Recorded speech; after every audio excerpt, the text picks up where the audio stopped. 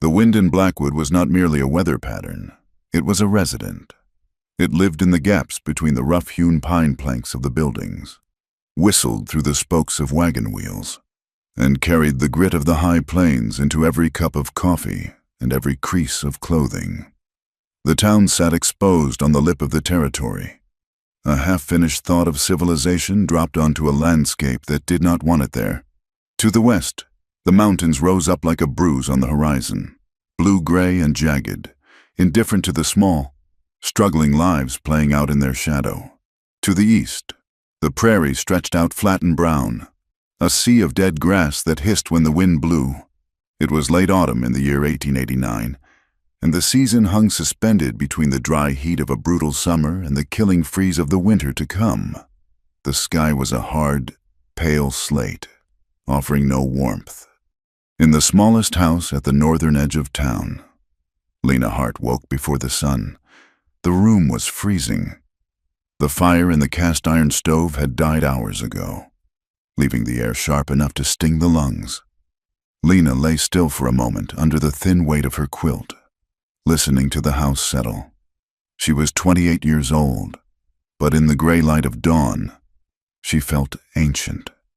Her bones ached with a deep, pervasive chill that had nothing to do with the temperature. She sat up and swung her legs over the side of the narrow bed. Her feet found the wooden floorboards, and she suppressed a shiver. There was no time for self-pity. There was only the routine that kept her moving, the mindless mechanics of survival. Lena dressed quickly in the semi-darkness, pulling on a heavy wool skirt that had been mended 3 times at the hem and a bodice that was growing too loose around her ribs. She braided her dark hair with fingers that were red and cracked from lye soap and cold water. She avoided looking at the small, foggy mirror above the wash basin. She knew what she would see: dark circles like bruises under eyes that were too wide, a mouth drawn tight by silence, and the ghost of a woman who used to smile. She moved to the kitchen, the main room of the small shack. The wood box was nearly empty. She counted the sticks. 4, enough to boil water for tea and maybe warm the room for an hour. After that, she would have to go out. She lit the stove with a careful hand, nursing the flame. As the water heated, she stood by the window that faced the main road, but she stood back, pressed against the wall where she could see out but could not be seen. The town was waking up. A few men were heading toward the livery stable, their breath puffing in white clouds. A freight wagon rattled past, its wheels churning the half-frozen mud of the street. Lena watched them with a mix of envy and fear. They belonged. They had a place in the rhythm of Blackwood. She was an anomaly. She was the widow Hart, the woman who lived at the edge of town in the house her husband had died in. The woman the town whispered about when they thought she wasn't listening. And sometimes, when they knew she was, she drank her tea black. There was no sugar, and the milk had soured 2 days ago. It was bitter, but the heat spread through her chest, giving her enough courage to face the door. She had work to sell. Over the last week, staying up until her eyes burned in the candlelight. She had embroidered 3 handkerchiefs with delicate violet flowers, and she had mended 2 work shirts for the sprawling ranch south of town. It wasn't much, but it might be enough for a sack of flour and a tin of lamp oil. Lena wrapped her frayed gray shawl around her shoulders, pinned it tight at her throat, and picked up her basket. She took a breath, holding it for a second, then opened the door and stepped out into the wind. The walk to the center of Blackwood was less than a mile, but it felt like running a gauntlet. The main street was lined with false front buildings that leaned slightly, as if tired of standing against the gales. The boardwalks were uneven, the wood gray and splintered. Lena kept her head down, watching her boots step over the ruts. She sensed the eyes before she saw them. 2 women stood outside the millinery shop, their bonnets bobbing as they spoke. Mrs. Gable and Mrs. Vance, pillars of the church, guardians of the town's morality. As Lena approached, their conversation died abruptly. The silence was louder than the wind. Lena tightened her grip on her basket. "Good morning, Mrs. Gable, Mrs. Vance," Lena said, her voice sounding thin to her own ears. "Mrs. Gable offered a stiff nod. Her lips pressed into a line so thin it disappeared. Morning, Mrs. Hart. They watched her pass. Lena could feel their gazes sticking to her back like burrs. She had only gone 3 steps past them when the whispering started, loud enough to carry on the breeze. "Look at that hem, Mrs." Vance hissed. "Dragging in the mud." You would think she had no pride left. Pride is a luxury for the guilty. "Mrs.," Gable replied, her voice dripping with righteous pity. "It is a wonder she can show her face at all, after what that poor man endured." Lena did not stumble, though her knees felt like water. She fixed her eyes on the sign for Crow's General Mercantile and kept walking. Poor man. That was what Silas had become in death. A martyr. A saint who had taken in a quiet girl and been repaid with tragedy. The town had forgotten the bruises Lena used to hide with high collars. They had forgotten the days she didn't come to town at all because she couldn't walk without limping. They remembered only the charming Sheriff Hart, who bought rounds at the saloon and tipped his hat to the ladies. She reached the Mercantile and pushed the heavy door open. A bell jingled overhead, a cheerful sound that made her flinch. The store was warm, smelling of roasted coffee beans, cured leather, and sawdust. It was a smell of abundance, of normal life. Elias Crow stood behind the long polished counter, weighing a bag of nails for a ranch hand. Crow was a man in his 50s, with silver hair slicked back with oil and a suit that was always pressed. He was the wealthiest man in Blackwood. A church elder and the holder of the mortgage on Lena's house, he finished with the ranch hand, who tipped his hat to Lena and hurried out. The door clicked shut, leaving them alone. "Mrs. Hart," Crow said. His voice was smooth, like oil pouring over gravel. He wiped his hands on a rag and leaned on the counter. "We did not expect to see you today. I brought the mending, Mr. Crow," Lena said, placing the basket on the counter. "And the embroidery?" Crow reached out and picked up one of the handkerchiefs. He examined it with slow, deliberate movements, turning it over to check the stitching. His fingers were thick, with manicured nails. Fine work, as always. He said, "But the market for luxuries is slim this time of year. Lena, the ranchers are tightening their belts for winter. I need flour," Lena said, trying to keep the desperation out of her voice. "And oil." Crow sighed, a sound of exaggerated regret. He placed the handkerchief back in the basket. "I can give you store credit, of course, but we must discuss the other matter. The first of the month has passed." "I know," Lena said. "I just need a little more time." The winter is hard on everyone," Crow interrupted softly. He leaned closer, his eyes pale blue and utterly cold. "I have been very patient. Lena, most men would have evicted you months ago. The bank would have taken the deed the day after the funeral." "I am trying," Lena whispered. Crow smiled, but it didn't reach his eyes. "I know you are. And I want to help you. I have told you before. I would be happy to take the house off your hands. It is falling down around your ears anyway. I would give you a fair price, enough to move on. Perhaps back east or somewhere else." "I have nowhere else to go," Lena said. "That house is all I have." Crow's gaze dropped from her eyes to her throat, then lower, lingering in a way that made Lena's skin crawl. "You are a young woman. Lena, you should not be buried alive in that shack. There are other ways to pay debts, other arrangements that could be made for a woman alone." The implication hung in the air, heavy and suffocating. Lena felt a flush of shame burn her cheeks. She understood exactly what he was offering, and exactly what it would cost. "I will have the money next month," she said, her voice trembling but firm. "Just take the mending, please."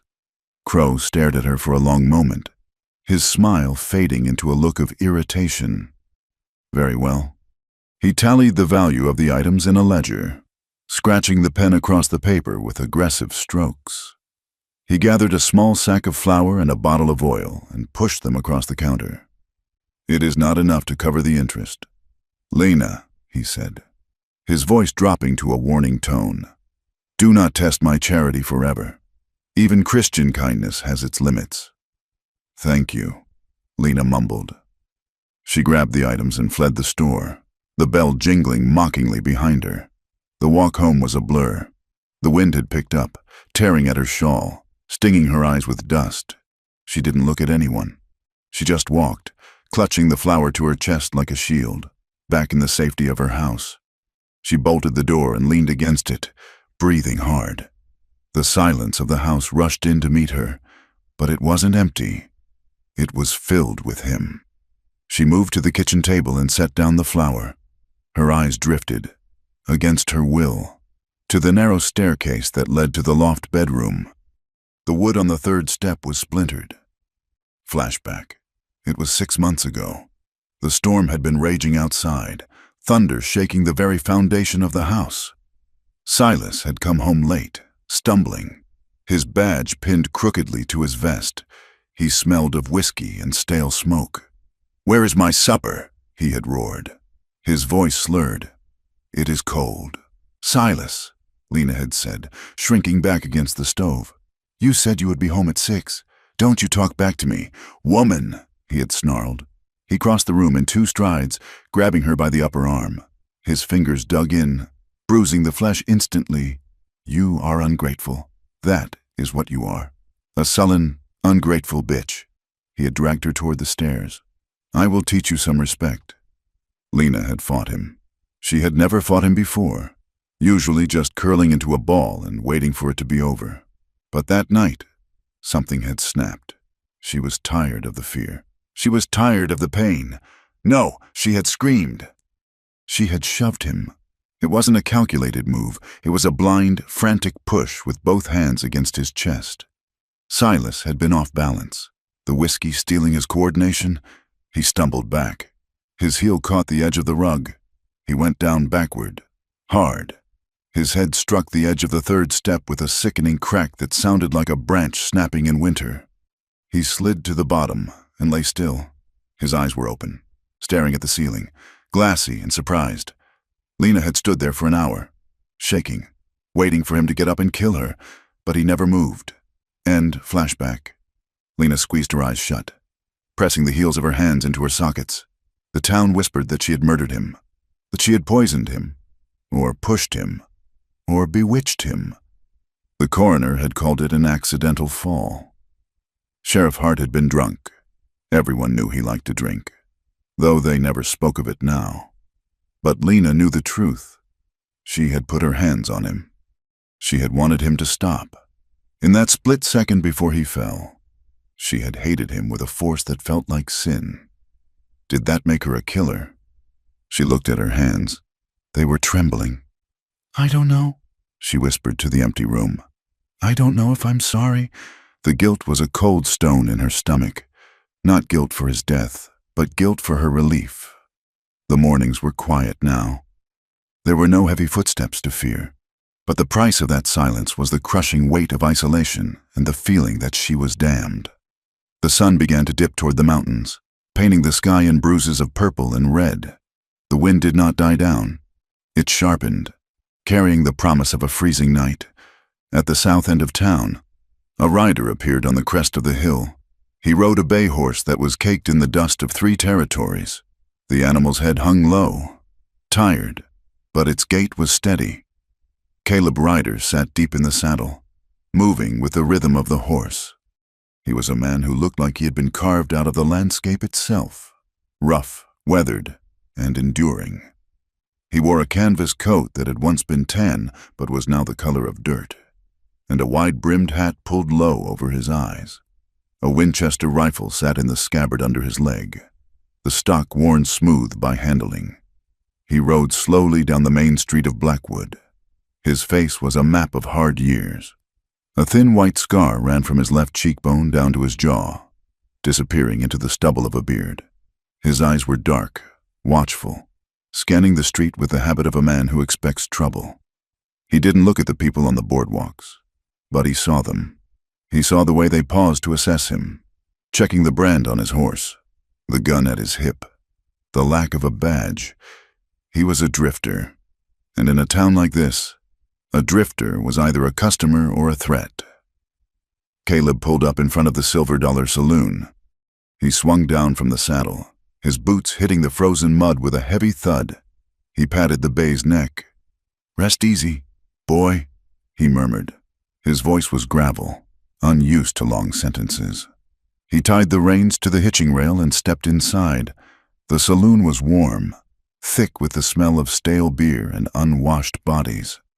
A dozen men were scattered around, some at tables playing cards, others leaning against the bar.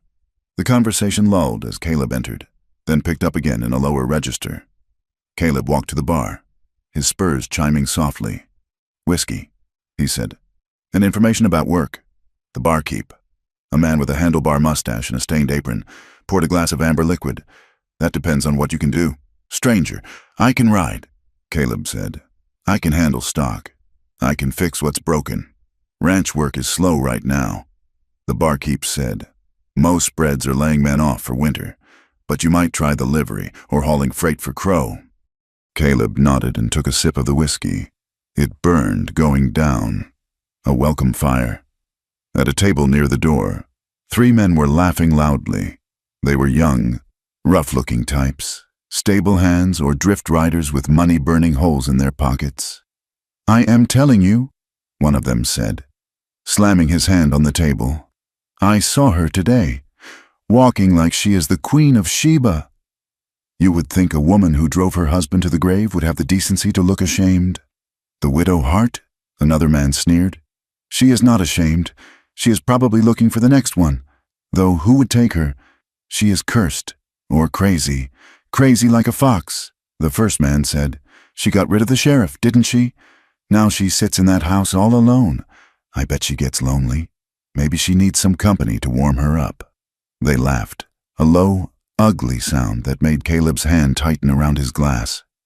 He didn't know who they were talking about. He didn't know this widow Hart, but he knew the tone. It was the sound of wolves circling a lame calf. It was the sound of cruelty masquerading as sport. Caleb stared into the mirror behind the bar. He saw his own reflection, the scar, the tired eyes. He had seen enough violence in his life to fill a graveyard. He had ridden with rough men, and he had done things he wasn't proud of to survive, but he had never stomached a bully. He finished his whiskey in one swallow and set the glass down. He didn't say a word. It wasn't his town, and it wasn't his fight, but the taste of the whiskey had turned sour in his mouth. Night fell over Blackwood like a heavy blanket. The temperature plummeted. The puddles in the street froze into jagged mirrors. In her house, Lena paced. The silence was unbearable tonight. The encounter with Crow, the whispers of the women, the memories of Silas. It all swirled in her head until she felt like she couldn't breathe. The walls felt like they were closing in. She needed to get out. She needed to speak to him, to make sure he was really dead, or perhaps to beg him to stop haunting her. She grabbed her shawl and wrapped it twice around her head and shoulders. She slipped out the back door, moving like a ghost toward the hill that rose behind the town. The cemetery was a bleak patch of ground enclosed by a falling-down picket fence. The wooden crosses were crooked, beaten by the wind. There were only a few headstones. Stone was expensive to haul this far west. Lena found Silas's grave. It was marked by a simple wooden cross. The name burned into the wood. The earth was still mounded slightly, the grass struggling to take root. She knelt in the dirt. The cold seeped instantly through her skirt. Freezing her knees, the wind whipped her shawl, trying to tear it away. "Silas," she whispered. There was no answer, only the wind hissing through the dead weeds. "I went to the store today," she said, her voice trembling. "Crow wants the house. Everyone hates me. They look at me like I am a monster." She bowed her head, tears leaking from her eyes. They froze on her cheeks, stinging like cuts. "I tried to be a good wife," she sobbed. "I tried so hard, but you wouldn't stop." "Why wouldn't you stop?" She gripped the rough wood of the cross. "I am glad you are gone," she confessed. The words ripped out of her, raw and bleeding. She clamped a hand over her mouth, terrified. She expected lightning. She expected the ground to open up, but nothing happened. The silence persisted. "I am relieved," she whispered through her fingers. "And I hate myself for it. I feel filthy. I don't know how to live like this. She looked up at the indifferent stars. "I don't want to be alone," she said to the sky. "But I don't deserve anything else." She stayed there until her hands were numb, punishing herself with the cold. Finally, shivering violently, she forced herself to stand. She turned and began the walk back down the hill toward the lights of the town. Her path took her past the back of the livery stable, a sprawling structure of dark wood. The smell of horses and hay hung in the air. As she passed the corner of the corral, shadows detached themselves from the fence. 3 men. They smelled of cheap whiskey and sweat. "Well now, look what the wind blew in," a voice slurred. Lena froze. It was the men from the saloon. The one who spoke was tall and lanky, with a gap-toothed grin. "It is the widow," another said, stepping behind her to cut off her retreat. "Out for a midnight stroll? Visiting the hubby?" "Let me pass," Lena said, her voice shaking. "Now, don't be rude," the tall one said. He stepped closer, invading her space. "We were just talking about you, darling, thinking you must be awful cold in that big empty house." He reached out and grabbed her arm. His fingers were rough, digging into her flesh through the wool of her shawl. "Let go of me," Lena cried, pulling back. "She is a feisty one." The third man laughed. Maybe that is why Silas had to smack her around, had to tame her. Lena's heart hammered against her ribs like a trapped bird. The mention of Silas, the grip on her arm. It was the nightmare made flesh. This was it.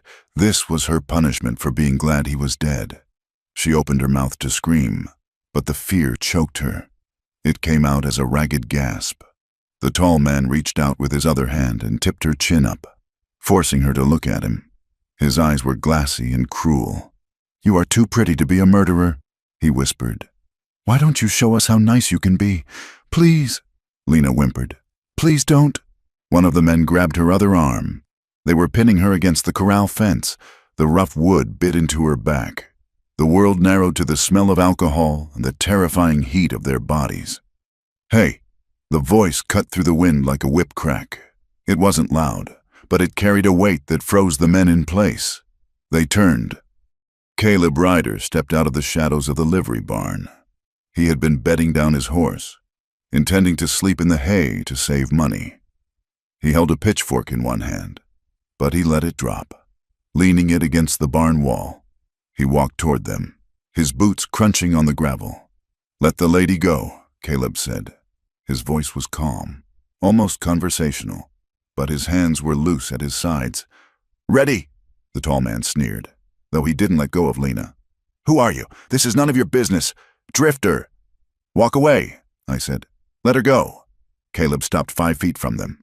The tall man shoved Lena hard against the fence. "Stay there," he growled at her. He turned to face Caleb, puffing out his chest. "You want trouble? Scarface? You found it." He lunged at Caleb, swinging a wild, looping punch. Caleb didn't flinch. He stepped inside the swing with practiced ease, blocking the arm with his left forearm and driving his right fist into the man's solar plexus. The man doubled over with a wheeze, the air driven from his lungs. Caleb followed up with a sharp elbow to the back of the neck, sending the man face first into the dirt. The other 2 men hesitated, stunned by the speed of the violence. "Get him!" one shouted, reaching for a knife at his belt. Caleb moved. He kicked the knife hand before the blade cleared the sheath. The man howled, clutching his wrist. Caleb grabbed him by the collar and the belt, swinging him around and throwing him into the water trough. The ice broke with a crash, and the man sputtered, thrashing in the freezing water. The third man, seeing his friends decimated in seconds, fumbled for a pistol in his coat pocket. "Don't," Caleb warned. His voice dropped an octave. The man froze, the gun half drawn. He looked at Caleb's eyes. They were dark, devoid of fear, and promising absolute destruction. The man swallowed hard. He shoved the gun back into his pocket. You will regret this," he stammered. "Take your friends and go," Caleb said. The man in the dirt groaned and staggered to his feet, clutching his stomach. The one in the trough scrambled out, dripping and shivering. They glared at Caleb with hatred, muttering curses, but they backed away. "You are a dead man," the tall one spat. They turned and stumbled off into the darkness, their boots scuffing on the frozen ground. Caleb watched them go until they disappeared around the corner. Only then did he let the tension drain from his shoulders. He turned toward the fence. Lena was pressed against the wood. Her knees buckled, sliding down toward the ground. She was shaking so violently, her teeth chattered audibly. Her shawl had slipped down, exposing her neck to the biting wind. Caleb approached her slowly, hands visible, palms open. "Ma'am," he said gently, "they are gone." Lena couldn't speak. She was gasping for air, her chest heaving. The tears that had started at the grave were flowing freely now, hot tracks on her frozen skin. Caleb saw the terror in her eyes. He saw the way she flinched when he stepped closer. He stopped, keeping a respectful distance. He unbuttoned his canvas coat and took it off. The cold hit him through his flannel shirt, but he ignored it. He stepped forward and draped the heavy coat over her shoulders. "Here," he said. "It is not much, but it is warm." The weight of the coat settled on her. It smelled of horse, tobacco, and clean sweat. It smelled of safety. Lena grabbed the lapels with numb fingers, pulling it tight around her. She looked up at him. In the moonlight, his scar looked stark, a jagged line across his face, but his eyes were not cruel. They were filled with a quiet, weary concern. He wasn't from here. He didn't know her shame. He hadn't asked if she deserved it. He had just stopped it. The adrenaline crashed out of her, leaving her hollow and defenseless. The reality of the empty house waiting for her, the dark walk, the endless nights of fear, it all rose up like a tide. Lena started, her voice cracking. She looked at this stranger, this dangerous man who had saved her. She saw the hesitation in him, the way he was ready to walk away if she told him to. "I don't want to be alone tonight," she gasped. The words spilled out before she could check them. It was a plea, naked and desperate. It was the truth she had whispered to the grave, now spoken to a living man. Caleb went still. He looked at her, really looked at her. He saw the widow's weeds, the poverty in her mended clothes, the terror that went deeper than just a scuffle with drunks. He knew what the town would say if he was seen with her. He knew he should get on his horse and ride, but he remembered the sound of the men in the saloon. He remembered the feeling of being hunted. He nodded, a slow, solemn movement. "Can you walk?" he asked. Lena nodded, wiping her face with the sleeve of his coat. "Yes, come on then," Caleb said. "I will walk you home." He didn't offer his arm. He sensed she couldn't handle being touched right now. He stood beside her, a solid wall against the wind. "Where do you live?" he asked. "The last house," Lena whispered. "At the edge of town." Caleb adjusted his hat. "Lead the way, ma'am." They began to walk. The wind howled around them, kicking up dust, but the silence between them was heavy and thick. It wasn't the silence of emptiness. It was the silence of a pact made in the dark, a fragile agreement between two broken people trying to survive the night. The door to Lena's house rattled in its frame as Caleb pushed it shut against the wind. The silence that followed was abrupt and heavy, a stark contrast to the howling chaos outside. The darkness inside was total, save for the faint gray rectangle of the frosted window. The air here was colder than the street, a stillness that seeped into the marrow.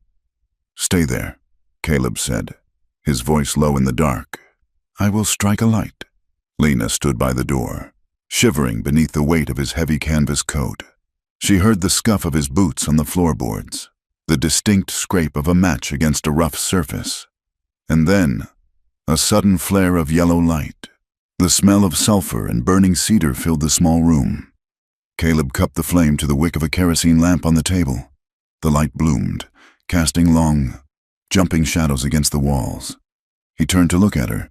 The house was terrified in its sparsity.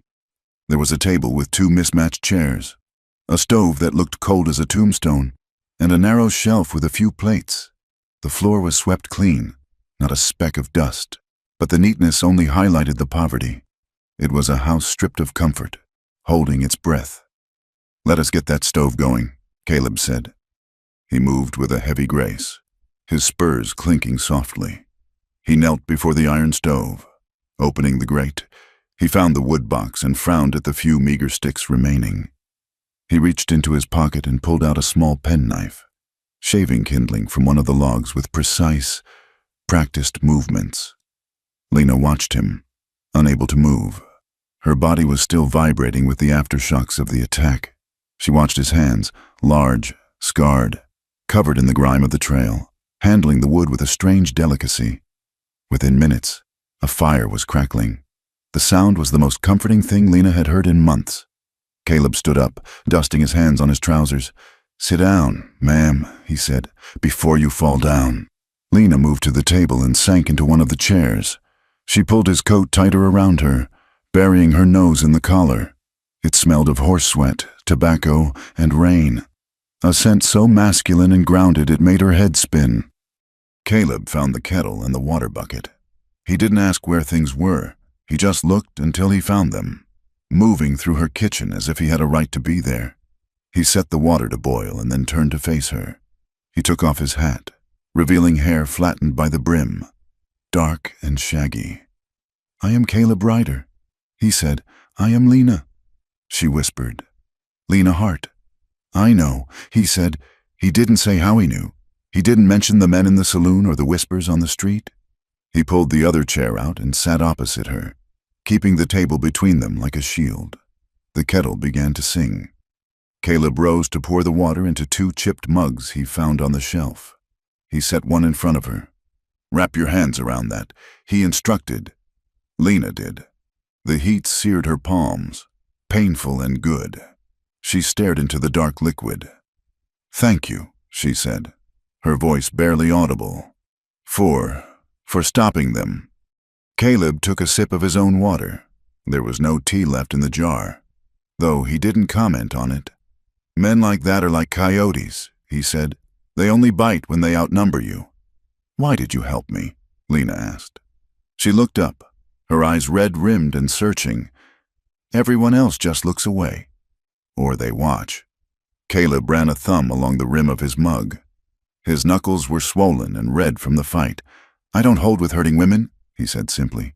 "Doesn't matter who they are, or what people say they are." Lena flinched. "You heard them. Then, what they say?" Caleb looked at the candle flame flickering between them. "I heard talk. Words are cheap. They say I killed him," Lena blurted out. The words came rushing up from her chest. "Unbidden. They say I am cursed, that I drove him to it because I was cold, because I didn't make him happy." She stopped, horrified. Why was she telling him this? He was a drifter, a stranger with a gun and a scar that looked like it had been carved by a knife. But the silence in the room wasn't judging her. It was just waiting. "He was the sheriff," she continued, speaking to the table. "He was a hero to them. They didn't see him when the door was closed. They didn't see the way he would change when the whiskey took him." She took a shaky breath. "I used to hide the bruises with flour," she said. "If you pack it on thick enough, it looks like pale skin." Caleb remained motionless. He didn't look away, and he didn't offer empty pity. He just listened, his dark eyes fixed on her face, witnessing her confession. "Tonight," Lena whispered, tears leaking from her eyes again. "At the grave, I told him I was glad he was dead. That is why those men found me. I was out there telling a dead man that I was happy he was rotting." She covered her face with her hands. "I am going to hell. I know I am." Caleb set his mug down with a soft thud. "I have seen hell, Mrs. Hart," he said quietly. "It is not a woman standing over a grave telling the truth." Lena lowered her hands. "Hell is a canyon in Arizona with no water and Apache waiting in the rocks," Caleb said, his voice devoid of emotion. "Hell is a barn burning with horses inside it. Hell is what you carry when you have done things you can't undo. Being relieved that your pain is over, that is not hell. That is just survival." Lena stared at him. He spoke of violence as if it were a neighbor he knew well. "You have done things?" she asked. "Things you can't undo?" Caleb looked down at his hands. He flexed his right hand, wincing slightly as the bruised skin tightened. "I have," he said. "I rode for a rancher down in the New Mexico territory. It was a range war. barbed wire and water rights. We did what we were paid to do. He didn't elaborate. He didn't need to. The set of his jaw and the shadow in his eyes told the story of gunfire and empty saddles. "Why did you leave?" Lena asked. Caleb shrugged, a small movement of one shoulder. "I got tired of being the one they pointed at when things went wrong. A man gets a reputation, and pretty soon the reputation walks into the room 5 minutes before he does. I thought maybe up here, the air might be cleaner." He looked around the meager kitchen. "Seems the wind blows just as dirty here, though." A silence fell between them. But it wasn't the terrified silence of before. It was a shared quiet, a recognition of matching scars. Lena felt a strange sensation in her chest, a loosening of the knot that had been tied there for months. He was dangerous, yes, but he was dangerous to the world, not to her. The heat of the stove began to fill the room, warring with the drafts. Lena's eyelids felt heavy, weighted with the exhaustion of adrenaline leaving her body. She took a sip of the hot water, pretending it was tea. "You should go," she murmured, her head drooping. "If they find you here, let them find me." Caleb said, "I am not leaving you alone in this house tonight, not with that door latch as flimsy as it is. I have no money to pay you," Lena said drowsily. "I didn't ask for money," Caleb replied. Lena rested her cheek against her hand. Her eyes drifted shut. The candle flame danced behind her eyelids. She meant to stay awake. She meant to keep watch. But the warmth of the stove and the steady, rhythmic breathing of the man across the table pulled her down. For the first time in a year, she wasn't listening for the sound of boots on the stairs. She fell asleep, slumped in the chair, her breathing evening out into a soft rhythm. Caleb watched her for a long time, in sleep. The lines of worry on her forehead smoothed out. She looked younger, softer, and heartbreakingly fragile. She was like a bird that had been beaten against a window pane until it stopped trying to fly. He stood up slowly, careful not to scrape his chair. He walked around the table and looked down at her. He didn't know what he was doing. He was a man who moved on. That was his rule. You stop, you get trapped, you die. But he couldn't leave her in the chair. He bent down and slid one arm under her knees and the other behind her back. She stirred slightly but didn't wake. She was light, too light. It made anger flare in his gut again. Anger at the town, at the dead husband, at the God who let this happen. He carried her to the narrow bed in the corner of the room. He laid her down as if she were made of glass. He pulled the patchwork quilt up to her chin, tucking it in around her shoulders. He stood there for a moment, his hand hovering near her hair, then pulled it back. He turned away and blew out the candle. Caleb didn't take the other chair. He grabbed his bedroll from the corner where he'd dropped it, unrolled it by the stove, and sat with his back against the wall. He tipped his hat forward over his eyes, crossed his arms, and rested his hand on the butt of the Colt revolver at his hip. He listened to the wind rattling the bones of the house, and he waited for the dawn. Morning arrived not with sunlight, but with a shift in the grayness. The wind had died down, leaving a heavy, sullen silence over the plains. Lena woke with a start.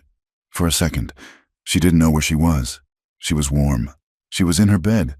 Then the memory of the night rushed back, the cemetery, the men, the fight. She sat up, clutching the quilt. Caleb was sitting on the floor by the stove. He was awake, holding a cup of coffee. He had evidently found her hidden stash of beans and kindled the fire again. "Morning," he said. His voice was rough with sleep and morning air. Lena stared at him, her hair messy, her cheeks flushed with sleep. "Morning," she stammered. She felt a sudden, hot wave of embarrassment. A man was in her house, a man she barely knew, and yet, beneath the shame, there was a profound sense of relief that the house wasn't empty. "I used the last of your coffee," Caleb said, standing up. He stretched, his joints popping audibly. "I will replace it." "You don't have to," Lena said. You stayed. I said I would." He walked to the window and peered out through the frost that ferned the glass. "The town is waking up. I best be moving before the tongues start wagging harder than they already are." Lena threw her legs over the side of the bed, smoothing her skirt. She felt exposed, yet she didn't want him to go. "Where will you go?" she asked. "Livery," Caleb said. "Going to see if that Smith needs an extra hand? Or maybe the freight office?" He picked up his hat from the table and settled it on his head. He looked at her one last time, his eyes lingering on her face. "Lock the door behind me, Lena." "I will," she said. He opened the door and stepped out into the biting cold. Lena ran to the window.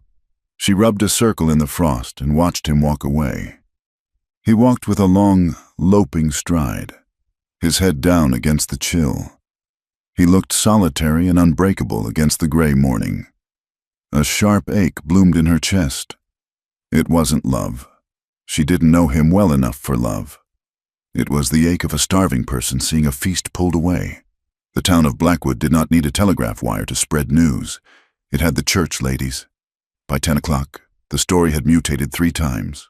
First, Caleb had been seen leaving Lena's house. Then, he had been seen entering it at midnight. By noon, Mrs. Vance was telling the postmaster that Lena had been seen dancing in the street with a gunman while her husband's grave was still fresh. Lena went to the well to draw water and felt the atmosphere shift. It was no longer just disdain. It was active hostility. Men stopped talking when she passed, their eyes hard and speculative. Women gathered her skirts and crossed the muddy street to avoid her. She entertained him. She heard a woman whisper near the dry goods store, "All night, can you imagine?" And him a killer. Another replied, "Birds of a feather." Lena kept her head high, her jaw set, but inside, she was trembling. She hurried back to her house and bolted the door. Caleb found work. It wasn't charity. It was necessity. The livery owner. A man named Silas. No, not Silas. Lena's husband was Silas. The livery owner was a gruff German named Miller. He had seen Caleb handle the drunks the night before. "You treat the horses better than you treat the men, yeah?" Miller had grunted. "Better class of people, horses." Caleb had replied. Miller hired him to break a string of wild mustangs brought in from the basin. It was brutal, bone-jarring work. Caleb spent his days covered in dust, sweat, and horsehair. He was thrown twice, stomped on, and bitten. But by the end of the week, the horses were rideable. He took his pay in coin and credit, and then he went to Lena's. He didn't knock on the front door. He went to the side of the house where the storm shutter hung by one rusted hinge. He brought tools he had borrowed from Miller. Lena heard the banging and came out, wiping her hands on her apron. "What are you doing?" she asked, shielding her eyes from the glare of the winter sun. "Fixing this shutter," Caleb said around a mouthful of nails. "Before the next wind blows it through your window, I can't pay you." "Caleb, you gave me coffee," he said, hammering a nail home with a single, decisive blow. "We are square." It became a pattern. He would work at the livery or haul freight for the mercantile, ignoring Crow's icy glares, and, in the late afternoons, he would drift to Lena's house. He fixed the sagging fence that had let the neighbor's goats into her garden. He patched the leak in the roof that dripped onto her pillow. He chopped a cord of wood and stacked it high against the wall. He never came inside unless invited, and even then, he stayed near the door. He was careful. He knew the town was watching. He knew he was walking a line as thin as a razor, but the distance between them began to shrink. One afternoon, Lena brought him a cup of fresh coffee while he was mending the front step. He was kneeling, his shirt sleeves rolled up despite the cold, exposing the roped muscles of his forearms. She held the cup out. Her fingers brushed his as he took it. The contact was electric. Lena pulled her hand back as if burned. Caleb went still, his eyes snapping to hers. For a second, the air was charged with something that wasn't gratitude and wasn't friendship. "Thank you," he muttered, looking back at the wood. Another day. He was struggling with a stubborn, rusted nail in the door frame. He wrenched it with the claw of the hammer, and the metal snapped. The hammer slipped and banged his thumb against the jamb. "Damn it to hell," Caleb hissed, dropping the hammer and shaking his hand. Lena, who was sweeping the porch, froze. Then, a sound bubbled up from her throat, a giggle, then a laugh, a real, rusty, unpracticed laugh. Caleb looked at her, nursing his thumb, his face thunderous. Then, seeing her eyes crinkled at the corners, the anger drained out of him. A sheepish grin tugged at the corner of his mouth. "It is not funny," he grumbled. "It is a little funny," Lena said, covering her mouth. "You, the big scary gunman, defeated by a nail." Caleb chuckled, a low rumble in his chest. I reckon the nail had the high ground. The sound of their laughter drifted out into the street, a defiant note against the gray silence of the town. The weather turned 2 weeks later. The sky, which had been a flat slate, suddenly bruised purple and black. The wind stopped, and the air grew heavy and static. A prairie thunderstorm. They hit fast and hard in this country. Caleb was up on the roof of Lena's house, replacing a few shingles that had rotted through. He saw the wall of rain coming across the plains, a gray curtain devouring the miles. "You best get down," Lena called from the yard, the wind whipping her hair across her face. "Almost done," Caleb shouted back. He hammered the last nail just as the sky opened up. The rain didn't fall. It was driven sideways like buckshot. It was freezing cold, turning instantly to sleet. Caleb scrambled down the ladder, slipping on the wet rungs. He hit the ground and ran for the porch. Lena held the door open. "Get in!" He tumbled inside, soaked to the skin in seconds. Lena slammed the door against the wind and threw the bolt. The room was dim, lit only by the gray light filtering through the rain-lashed windows. Caleb stood on the rug, water dripping from his hat, his coat heavy and dark with moisture. He was breathing hard from the exertion. Lena stood in front of him. She was breathless too, her chest rising and falling. The storm had brought a sudden, violent energy into the house. "You are soaked," she said. It came on fast. Caleb said. He took off his hat, water running down his face, tracing the line of his scar. He looked at her. She was close, too close. He could smell the soap on her skin, beneath the smell of the rain. Lena looked up at him. The house felt suddenly very small. The air between them was thick, heavy with the pressure of the storm and something else. She saw the way his wet shirt clung to his chest. She saw the dark intensity in his eyes. She remembered the touch of his hand on hers. She remembered the way he had carried her to bed. A heat rose in her, starting in her stomach and flushing up her neck. It was desire, sharp and sudden, but it was terrified desire. She had only known a man's touch as something to be endured or feared. She didn't know what to do with this wanting. Caleb saw the flush on her cheeks. He saw her pupils dilate. His body reacted instantly, a tightening in his gut. He wanted to reach out. He wanted to wipe the rain from his face and pull her against him. But he saw the fear there too, the shadow of Silas. He stepped back.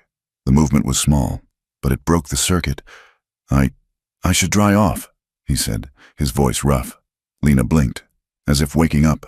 Yes, of course, I will get a towel." She turned and hurried to the cupboard, her hands shaking as she pulled out a rough cotton towel. She handed it to him without looking him in the eye. Night brought no relief. The storm intensified. Thunder rolled across the plains like artillery fire, shaking the floorboards. Lightning flashed, illuminating the room in stark, white bursts. Lena sat in the rocking chair by the stove, her arms wrapped around herself.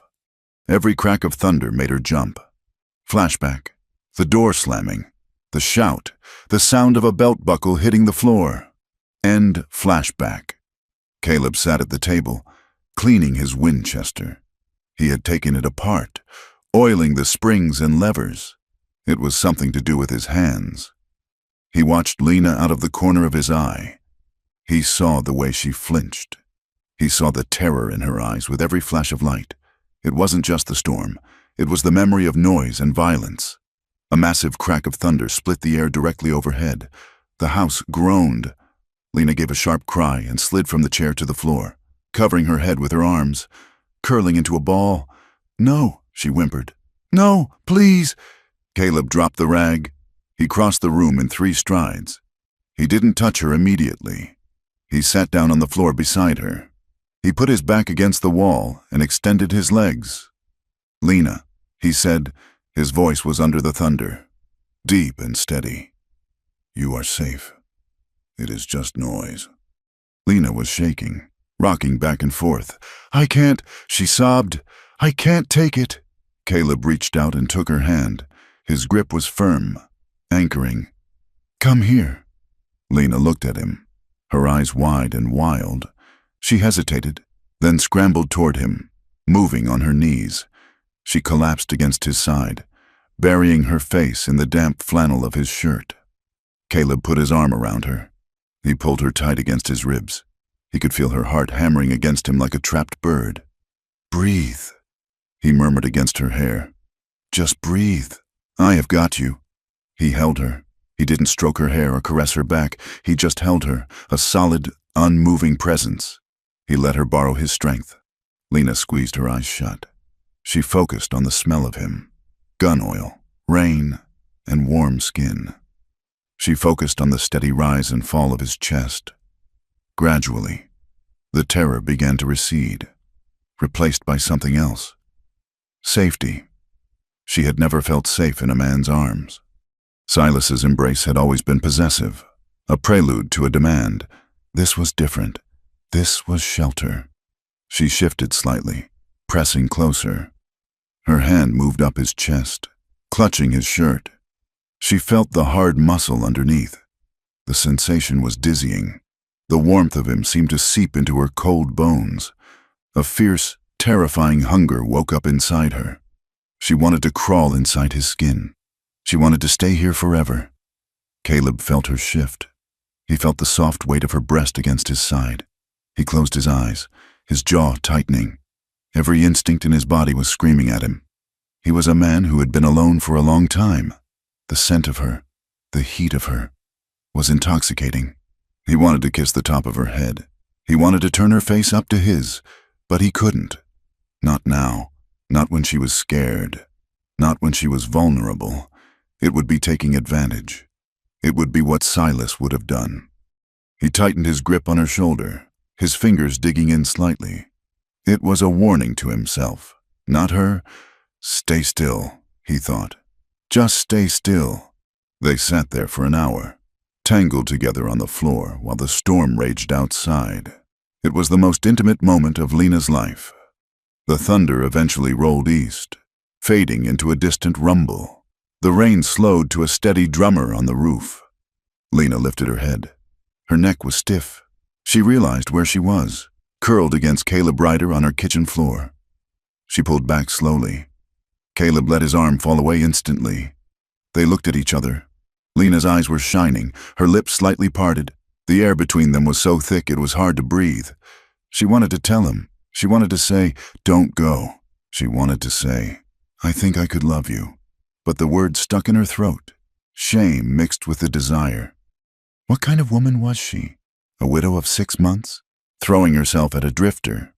Caleb saw the conflict in her face. He stood up, his movement stiff. He picked up his gun from the table and holstered it. "Storms passed," he said. His voice was hoarse. "Yes," Lena whispered. She stood up too, wrapping her arms around herself, missing his warmth immediately. "I should get back to the livery," Caleb said. "Miller will be wondering if the roof blew off." He walked to the door. He paused with his hand on the latch. He didn't look back. "Good night, Lena. Good night, Caleb." He walked out into the wet, black night. Lena locked the door and leaned her forehead against the rough wood. The house was silent again. But now the silence wasn't empty. It was filled with the echo of his heartbeat, and the terrible, wonderful ache of a heart beginning to thaw. The summons came on a Tuesday, delivered by a boy who swept the floors at the Mercantile. Mr. Crow wished to see Mrs. Hart regarding a matter of urgency. The boy had not looked Lena in the eye when he delivered the message, scuffing his boot in the dirt of her front yard before running off as if the house itself were contagious. Lena dressed with the grim precision of a soldier preparing for a court-martial. She chose her best dress, the black wool one with a high collar that scraped her chin, and brushed her hair until it shone like polished obsidian. She would not go to Elias Crow looking like a beggar, even if that was exactly what she was becoming. The walk to town was a gauntlet of silence. The wind had stripped the last of the leaves from the cottonwoods. leaving them skeletal against the white sky. As she passed the livery, she saw Caleb in the corral, struggling with a roan mare that was showing the whites of its eyes. He saw her. She felt his gaze like a physical touch between her shoulder blades. But he did not wave. They had learned the rules of this game quickly. In public, they were strangers. In the dark, in the quiet of her kitchen, they were becoming something else entirely, something she was too terrified to name. The bell above the door of the mercantile jingled, a cheerful sound that made Lena's stomach turn. The store was empty of customers. Elias Crow stood at the back, near the entrance to his office, wiping his hands on a pristine white handkerchief. "Mrs. Hart," he said. His voice was smooth, cultured, and utterly devoid of warmth. "Please, come into the office. It is private." The office was a small, windowless room that smelled of dry paper, ink, and stale cigar smoke. A large oak desk dominated the space, covered in ledgers. Crow gestured for her to sit in the wooden chair opposite him. He remained standing for a moment, establishing his height, before settling into his leather chair. He opened a ledger, running a thick finger down a column of figures. "I have been reviewing the accounts, Lena," he began. "And I must say, I am concerned. I paid for the flour and the oil," Lena said, her back rigid. "This is not about the flour," Crow said softly. He closed the book. "This is about your future and your reputation." Lena said nothing. She gripped her reticule so tightly, her knuckles turned white. "People talk. Lena, a town like Blackwood has nothing to do but work and talk, and lately, the talk has been distressing. If you mean the rumors about Mr. Ryder helping me with repairs," Lena said, her voice steady despite the trembling in her knees. "Then they are just that, rumors. He is working for his pay. Is he?" Crow raised an eyebrow. The eyebrow was gray and bushy, like a caterpillar, "because the talk is that he is at your house until all hours.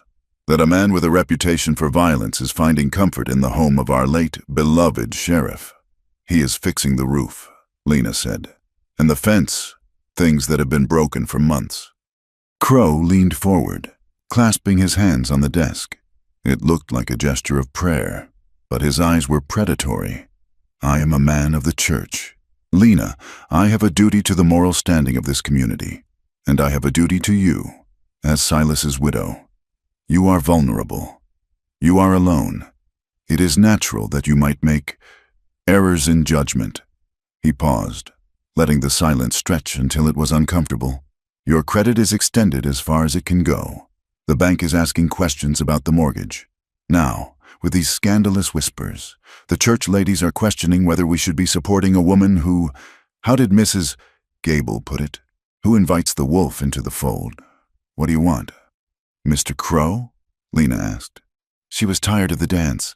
"I want to help you," Crow said, spreading his hands. "I want to save you from ruin. I am prepared to make you a generous offer." He pulled a document from a drawer and slid it across the desk. "I will buy the house and the land. I will pay off the mortgage entirely, and I will give you enough cash to purchase a ticket east, to St. Louis, perhaps, or Chicago. Somewhere you can start fresh, somewhere no one knows your name or your history." Lena looked at the paper. It was a deed of sale. "And if I agree?" she asked. "If you agree." Crow smiled, showing teeth that looked too yellow in the dim light. "I will speak to the ladies. I will tell them that you are a grieving woman who was taken advantage of by a drifting criminal. I will restore your good name so that you may leave with your head high. And if I refuse?" Crow's smile did not waver, but his eyes went flat and hard. "Then I am afraid I cannot protect you. The mortgage will be called in. The store credit will be closed. And the town, well, the town does not take kindly to women who dishonor the memory of their heroes. You will be destitute, Lena, and you will be entirely alone." Lena stared at him. She saw the trap clearly now. He didn't care about her morality. He wanted the land, he wanted the house, and he wanted the satisfaction of bending her to his will, just as Silas had. She thought of the cold, drafty house. She thought of the leaks Caleb had fixed. She thought of the way the light hit the floorboards in the morning. It was a poor place, a sad place. But it was hers. It was the only place where she was learning to breathe again. No, she said. Crow blinked. I beg your pardon. I said no. Lena said. She stood up. Her legs were shaking, but she forced them to hold her. I will not sell. That house is my home, and I will not be chased out of it by gossip or by you. Crow stood slowly. His face flushed a dark, angry red. You are making a mistake, Mrs. Hart, a grave mistake. You think that drifter can save you? He is nothing. He is a violent animal who will bring you nothing but blood and misery. I will take my chances, Lena said. She turned and walked out of the office, through the empty store, and into the street. She felt Crow's eyes drilling into her back, hot and hateful. She felt the heavy, suffocating weight of the town pressing in on her from all sides. But beneath the fear, there was a spark of something new. Defiance. While Lena was fighting her battle in the Mercantile, Caleb was facing his own tribunal in the middle of Main Street. He had just finished loading a wagon for the trip to the mining camp when Marshal Tom Avery stepped out of the barber shop. Avery was a tall man, thin as a rail, with a mustache that drooped over the corners of his mouth. He wasn't a bad man, Caleb reckoned, but he was a weak one. And weak men with badges were often the most dangerous kind. Ryder, Avery called out. Caleb paused, wiping his hands on a rag. Marshal? Avery walked over, hitching his gun belt up. He looked tired. I had a telegram this morning, from a lawman down in San Saba. Caleb's face remained impassive, a mask he had perfected over years of poker games and interrogations. Is that so? Seems there was a bit of trouble down there a few years back, Avery said, watching Caleb closely. A range war, some cattle rustling, 2 men dead in a dispute over water rights. Caleb said nothing. He threw the rag into the back of the wagon. The telegram says they are looking for a man named Caleb. Fits your description. Scar and all. Says he rode for the Double Bar Ranch. Says he was handy with a pistol. I have ridden for a lot of ranches, Caleb said evenly. And I have seen a lot of trouble. That doesn't mean I started it. Avery sighed.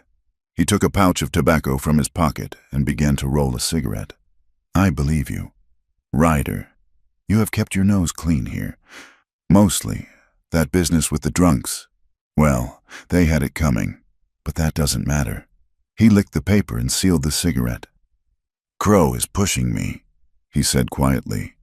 He wants you gone. He says you are a menace.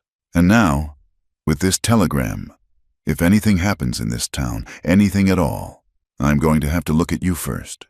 You understand? I understand, Caleb said.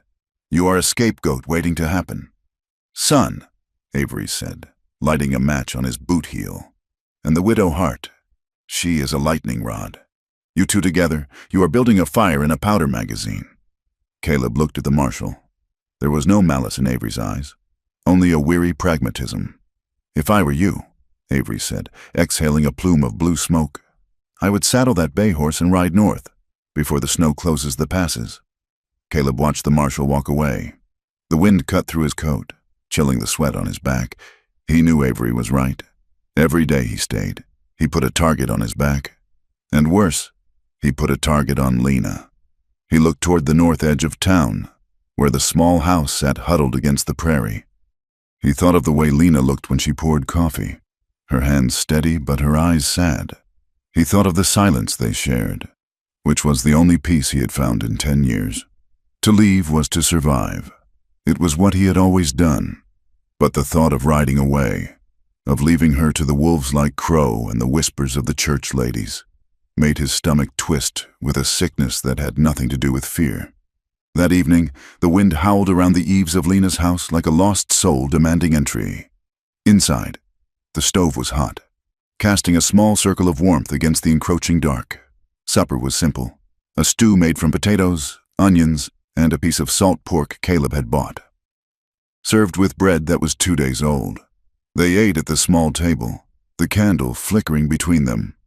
For a long time, they spoke of safe things. Caleb talked about the roan mare and how she had finally taken the bit without fighting. Lena talked about the embroidery she was doing for Mrs. Miller, the only woman in town who still met her eyes, but the events of the day hung over them, heavy and undeniable. The silence that usually comforted them felt charged, pressurized. "Crow wants to buy the house," Lena said suddenly. She put her spoon down. She hadn't eaten much. Caleb looked up, his eyes dark in the shadow of his brow. "Did he offer a fair price?" "He offered me a ticket out of town," Lena said. "He said he would save my reputation if I left. He threatened to ruin me if I stayed." Caleb's hand tightened on his spoon until his knuckles turned white. "He is a small man with a big shadow," he growled. "He is right, though, isn't he?" Lena asked. Her voice was thin. "I am ruined, the way they look at me. They look at you because they are small," Caleb said, "because they need someone to look down on to feel tall." "It is not just that," Lena whispered. She looked at the candle flame.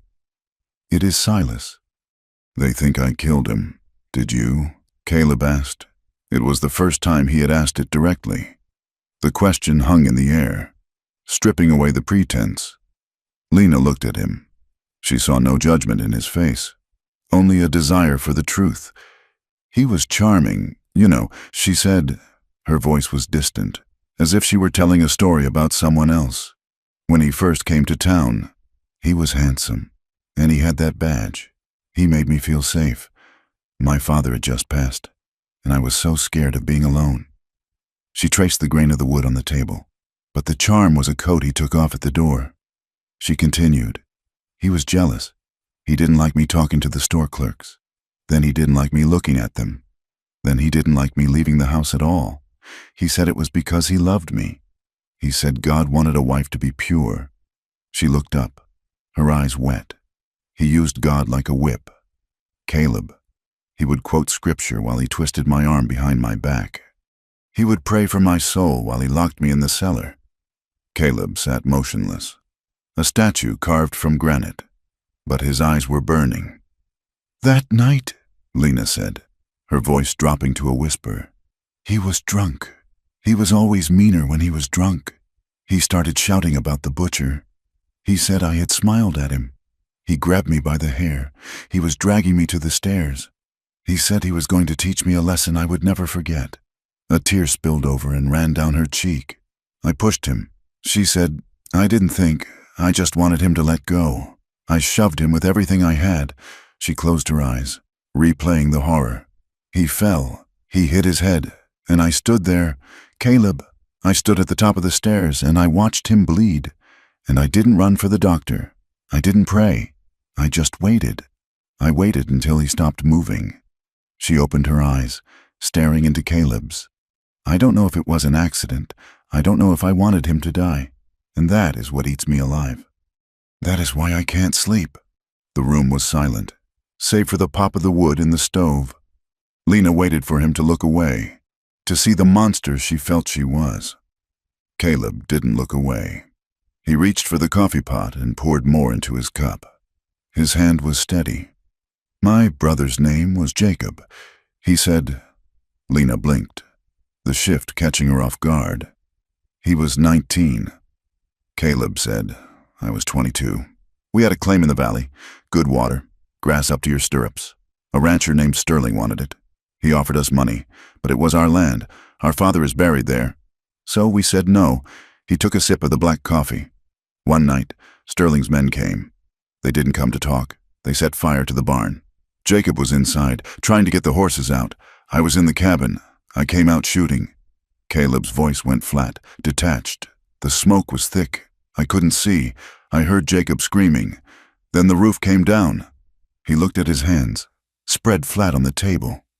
The scars on his knuckles stood out white against the tanned skin. "I tracked them," he said. "It took me 3 days. I found them in a saloon in Santa Fe. 2 of them. I didn't ask for the sheriff. I didn't ask for a judge.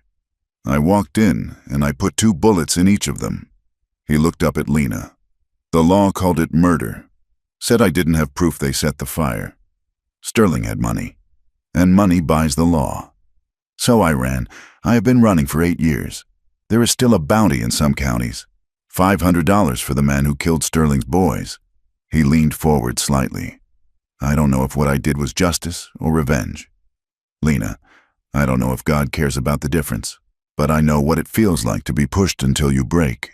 And I know that standing over a man who hurt you doesn't make you evil. It makes you human." The air in the kitchen felt thick, heavy with the weight of their confessions. They had stripped themselves bare. There were no more secrets, no more polite fictions.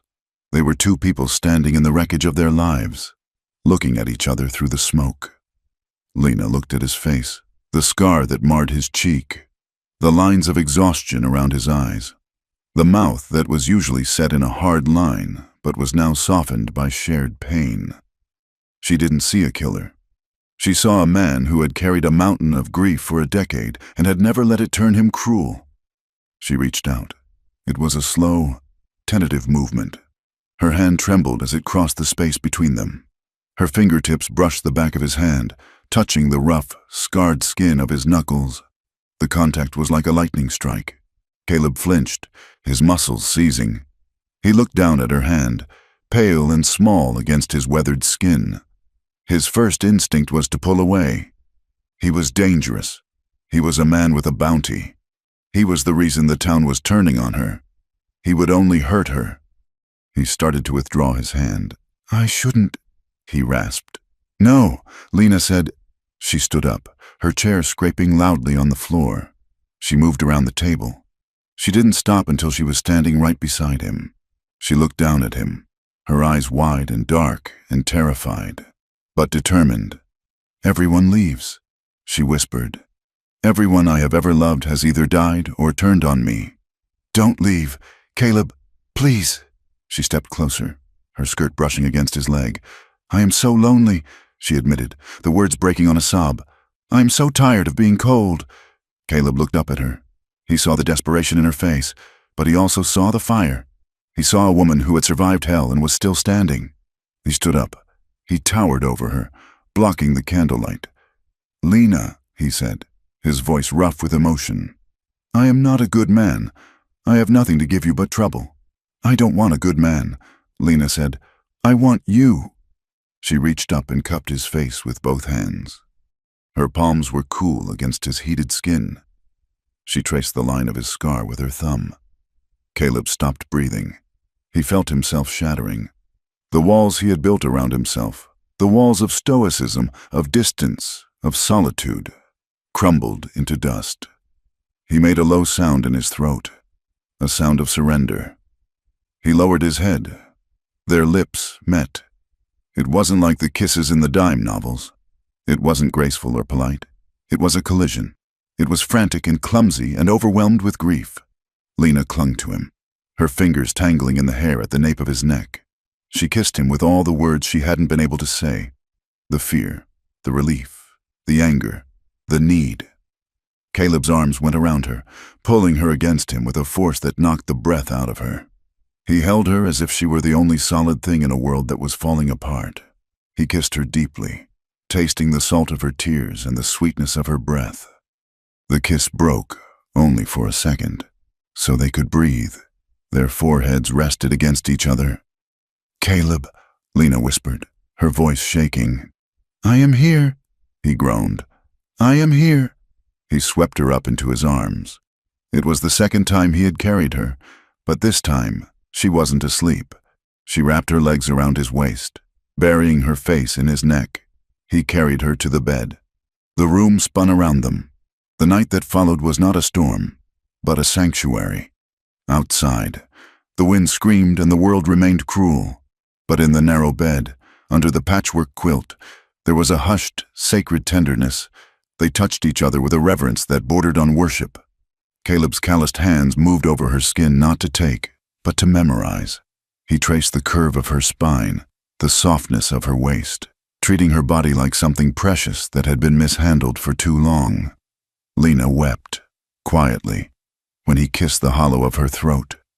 She wept because for the first time, a man's touch didn't hurt. It didn't demand, it asked. They made love slowly, eyes open, watching each other. It was an act of reclamation. They were reclaiming their bodies from the violence of the past. They were reclaiming their hearts from the numbness of survival. When the storm of sensation finally crested and broke, leaving them breathless and tangled in the sheets, they didn't pull apart.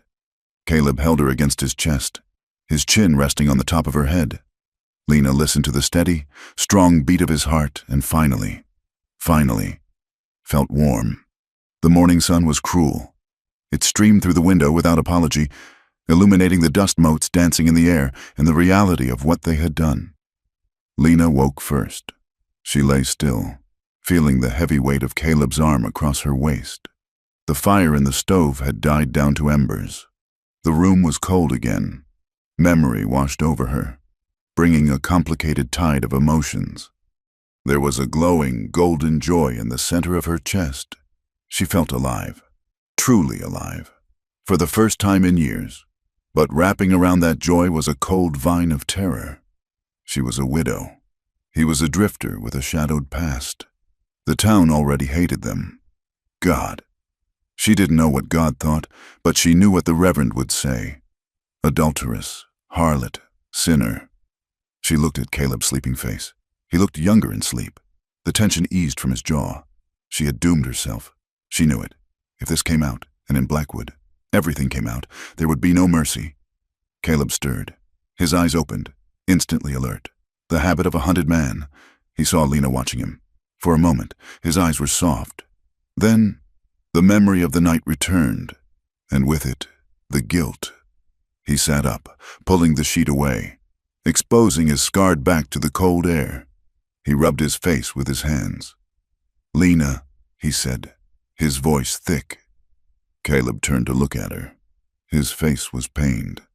I took advantage. He said, you were vulnerable. I shouldn't have—" "Don't," Lena said sharply. She sat up, clutching the quilt to her chest. "Don't you dare say it was a mistake." Caleb looked at her helplessly. "Look at where we are. Lena, look at what I am. Avery warned me yesterday. He said I am a danger to you. And he was right. If I stay, if this continues, they will destroy you to get to me." "I don't care," Lena said. "You should care," Caleb said, his voice rising. "You have a life here. You have a home. I can saddle my horse and be gone in an hour. I can ride north. I can lead the trouble away from you." "Is that what you want?" Lena asked. Her voice was quiet, deadly calm. "Do you want to ride away?" Caleb looked at the door. He looked at his gun belt hanging on the chair. Then he looked back at Lena. He looked at her dark hair tumbling over her shoulders, her pale skin, the fierce light in her eyes. "No," he whispered. "God help me. No. I would rather cut off my hand than leave you." "Then stay," Lena said. "But the town, let them talk," Lena said. "Let them whisper. We will be careful. We will be discreet. But I will not go back to being alone. I won't do it." She reached out and took his hand. "We have each other, Caleb. That has to be enough." Caleb looked at their joined hands. He felt the trap closing around them. Crow, Avery, the past, the bounty. He knew, with a fatalistic certainty, that this would not end well. The world didn't let people like them be happy. But as he looked into Lena's eyes, he knew he couldn't leave. He was bound to her now, by blood and by love. "Okay," he said softly. He leaned in and kissed her, a gentle, lingering seal on their pact. "We will hide it," he said. "We will keep it a secret, a flame in a lantern." Lena nodded, resting her forehead against his. But outside, the wind was picking up again, rattling the shutters, searching for a crack to let the cold in. And the town of Blackwood was waking up, hungry for a sin to punish. The morning sun that rose over Blackwood was pale and watery, offering no heat to the frozen mud of the main street. But the chill in the air was nothing compared to the frost that had settled over the town's spirit. It had started with a curtain twitching. Mrs. Gable, whose house offered a view of the lane leading to Lena's shack, had been awake before dawn, nursing a toothache.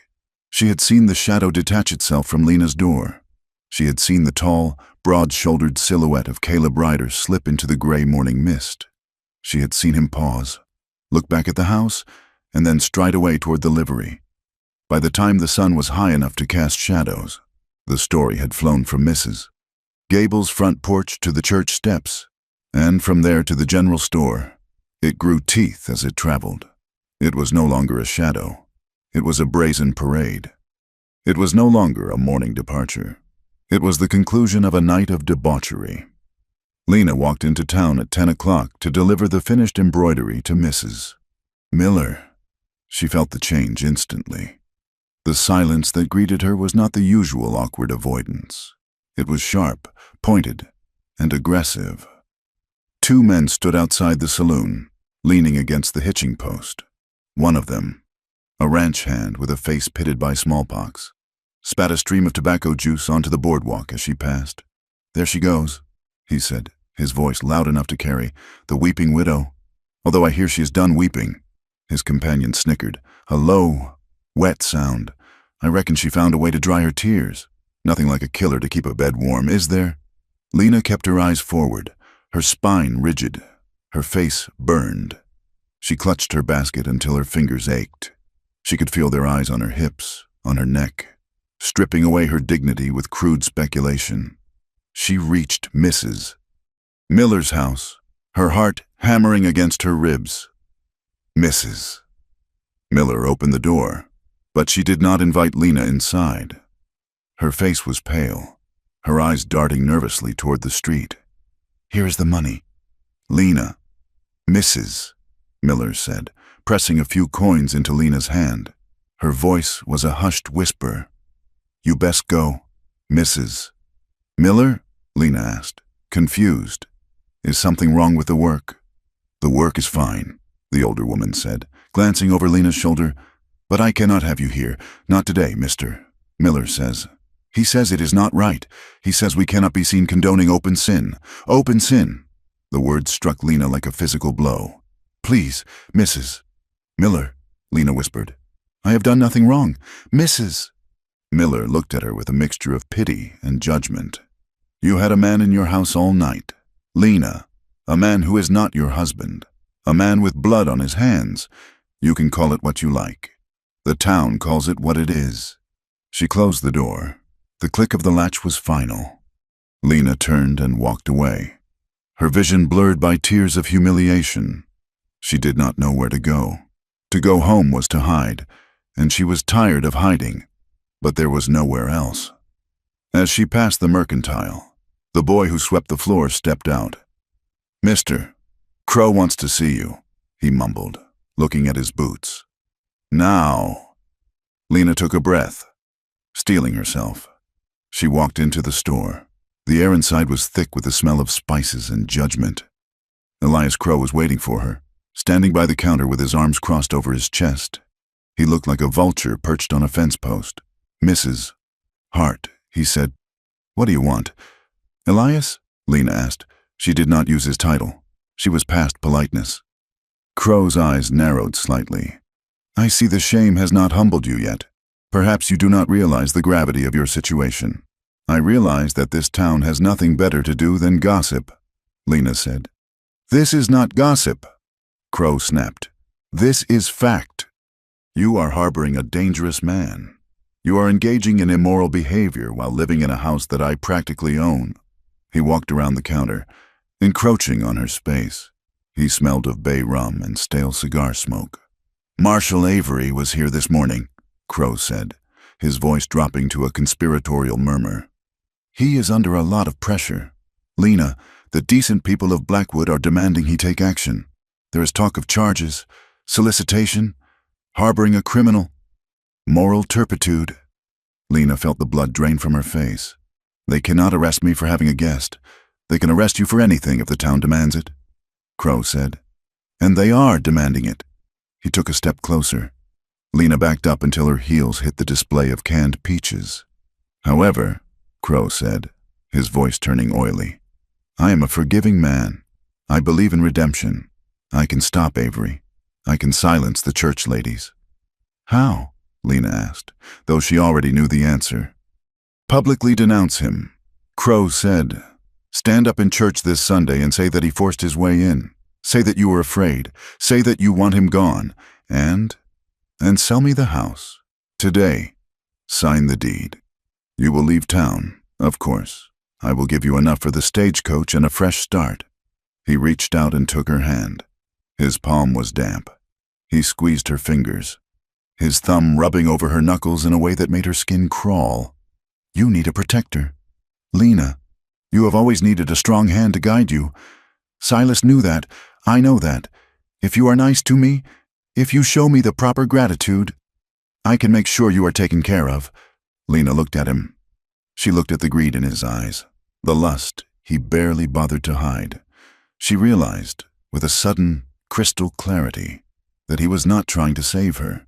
He was trying to own her. He was exactly like Silas. To men like them, she was not a person. She was livestock. She was something to be broken, corralled, and used. Something inside her, a piece of steel she had forged in the fires of her marriage, snapped into place. "Let go of my hand," she said. Crow blinked, surprised by the ice in her tone. "I said, let go."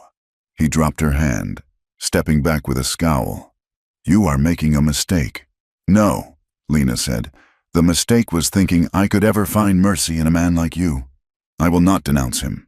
I will not sell my home, and I will never, ever submit to you." Crow's face turned a mottled purple. "You will regret this," he hissed. "By tomorrow, you will be begging me to help you, and the price will be much higher." "I would rather starve," Lena said. She turned and walked out. She held her head high, ignoring the stares of the customers. She felt sick to her stomach, terrified of what was coming. But she also felt free. Night fell like a hammer blow. The wind howled around the small house, rattling the loose shutter that Caleb had fixed. Inside, Lena sat by the stove, her sewing in her lap, but her hands were idle. Caleb was not there. He was at the livery, working late to avoid causing more trouble, though they both knew the damage was done. Crash! The sound of shattering glass exploded in the room.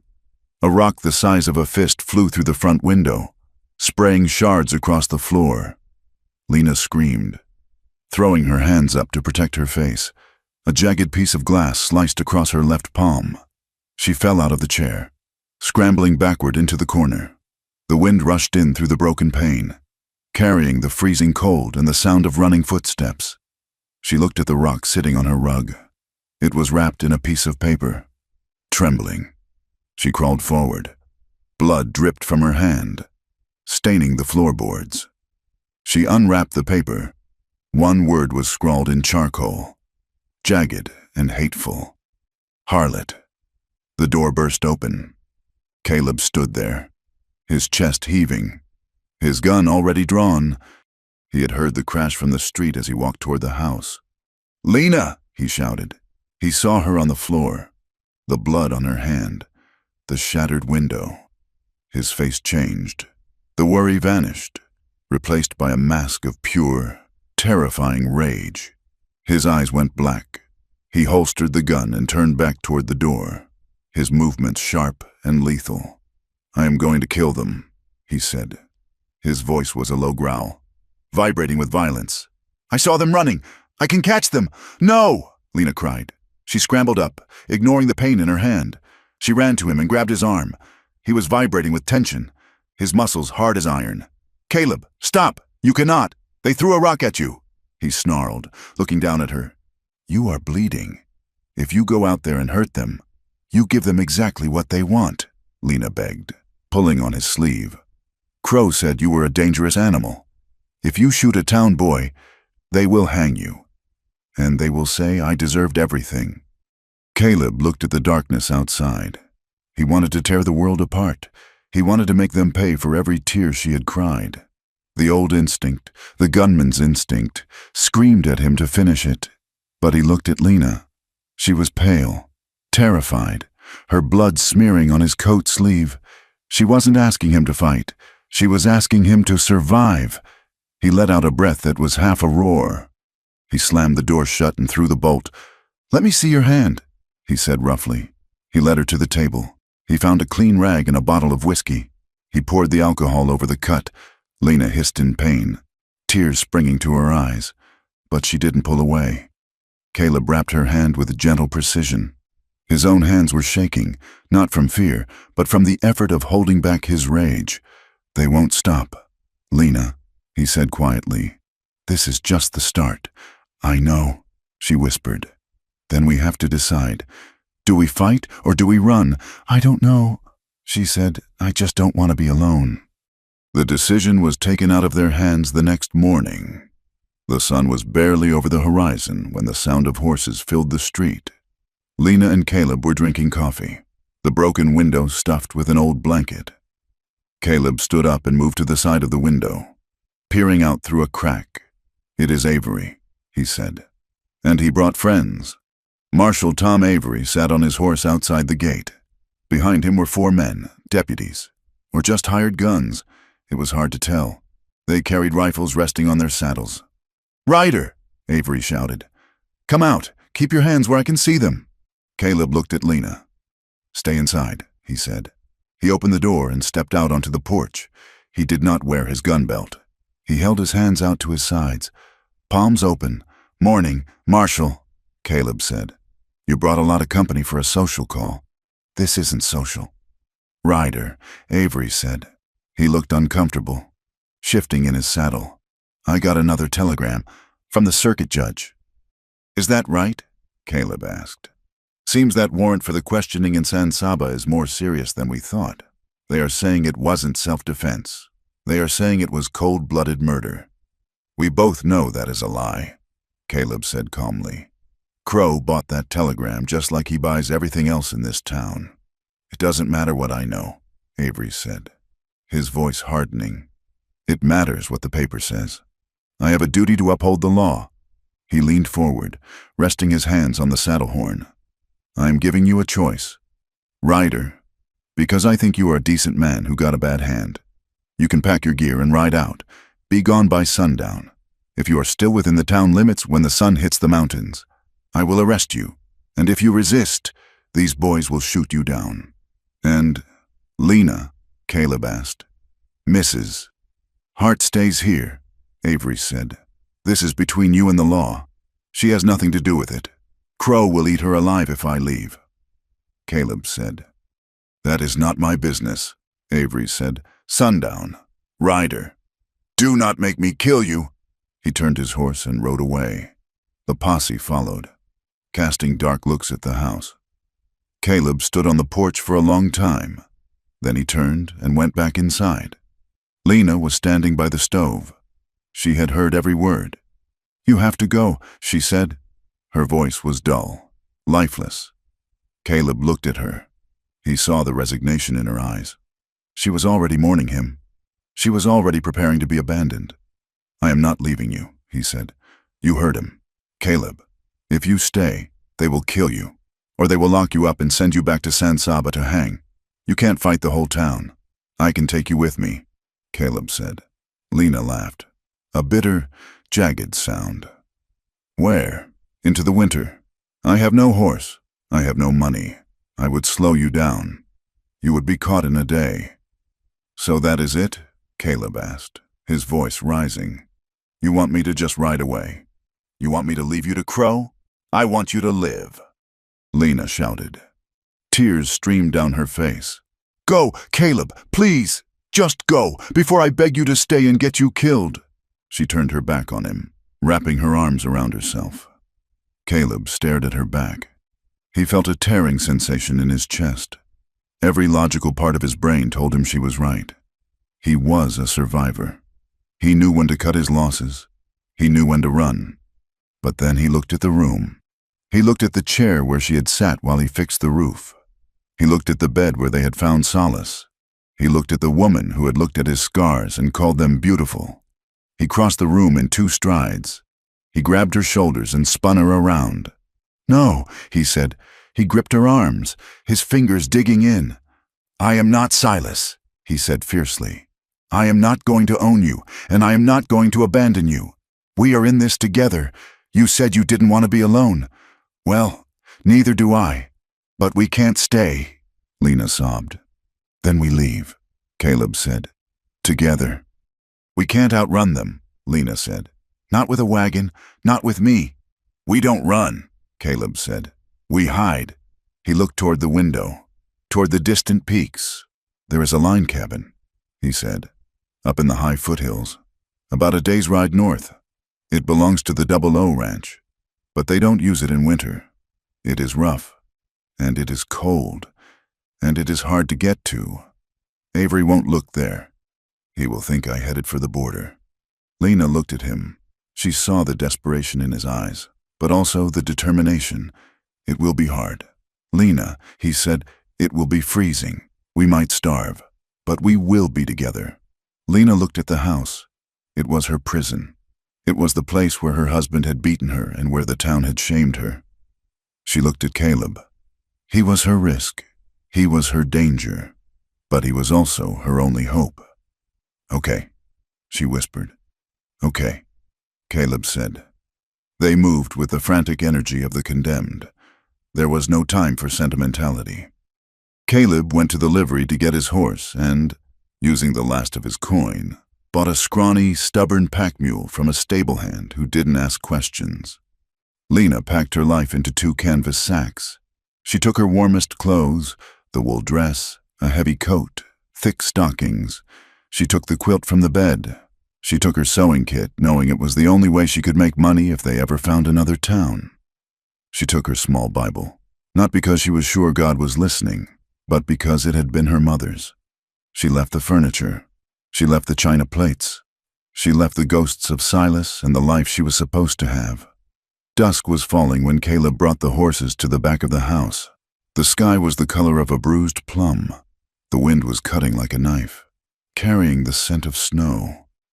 Lena stepped out onto the porch. She locked the door behind her, though she didn't know why. She dropped the key into the dirt.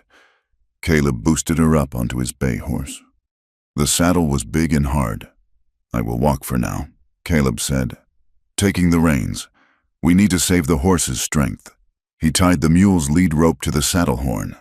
He looked up at her. Ready? He asked.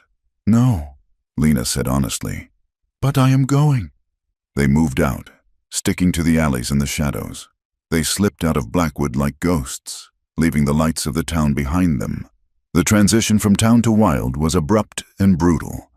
As soon as they cleared the last fence, the landscape opened up around them, vast and indifferent.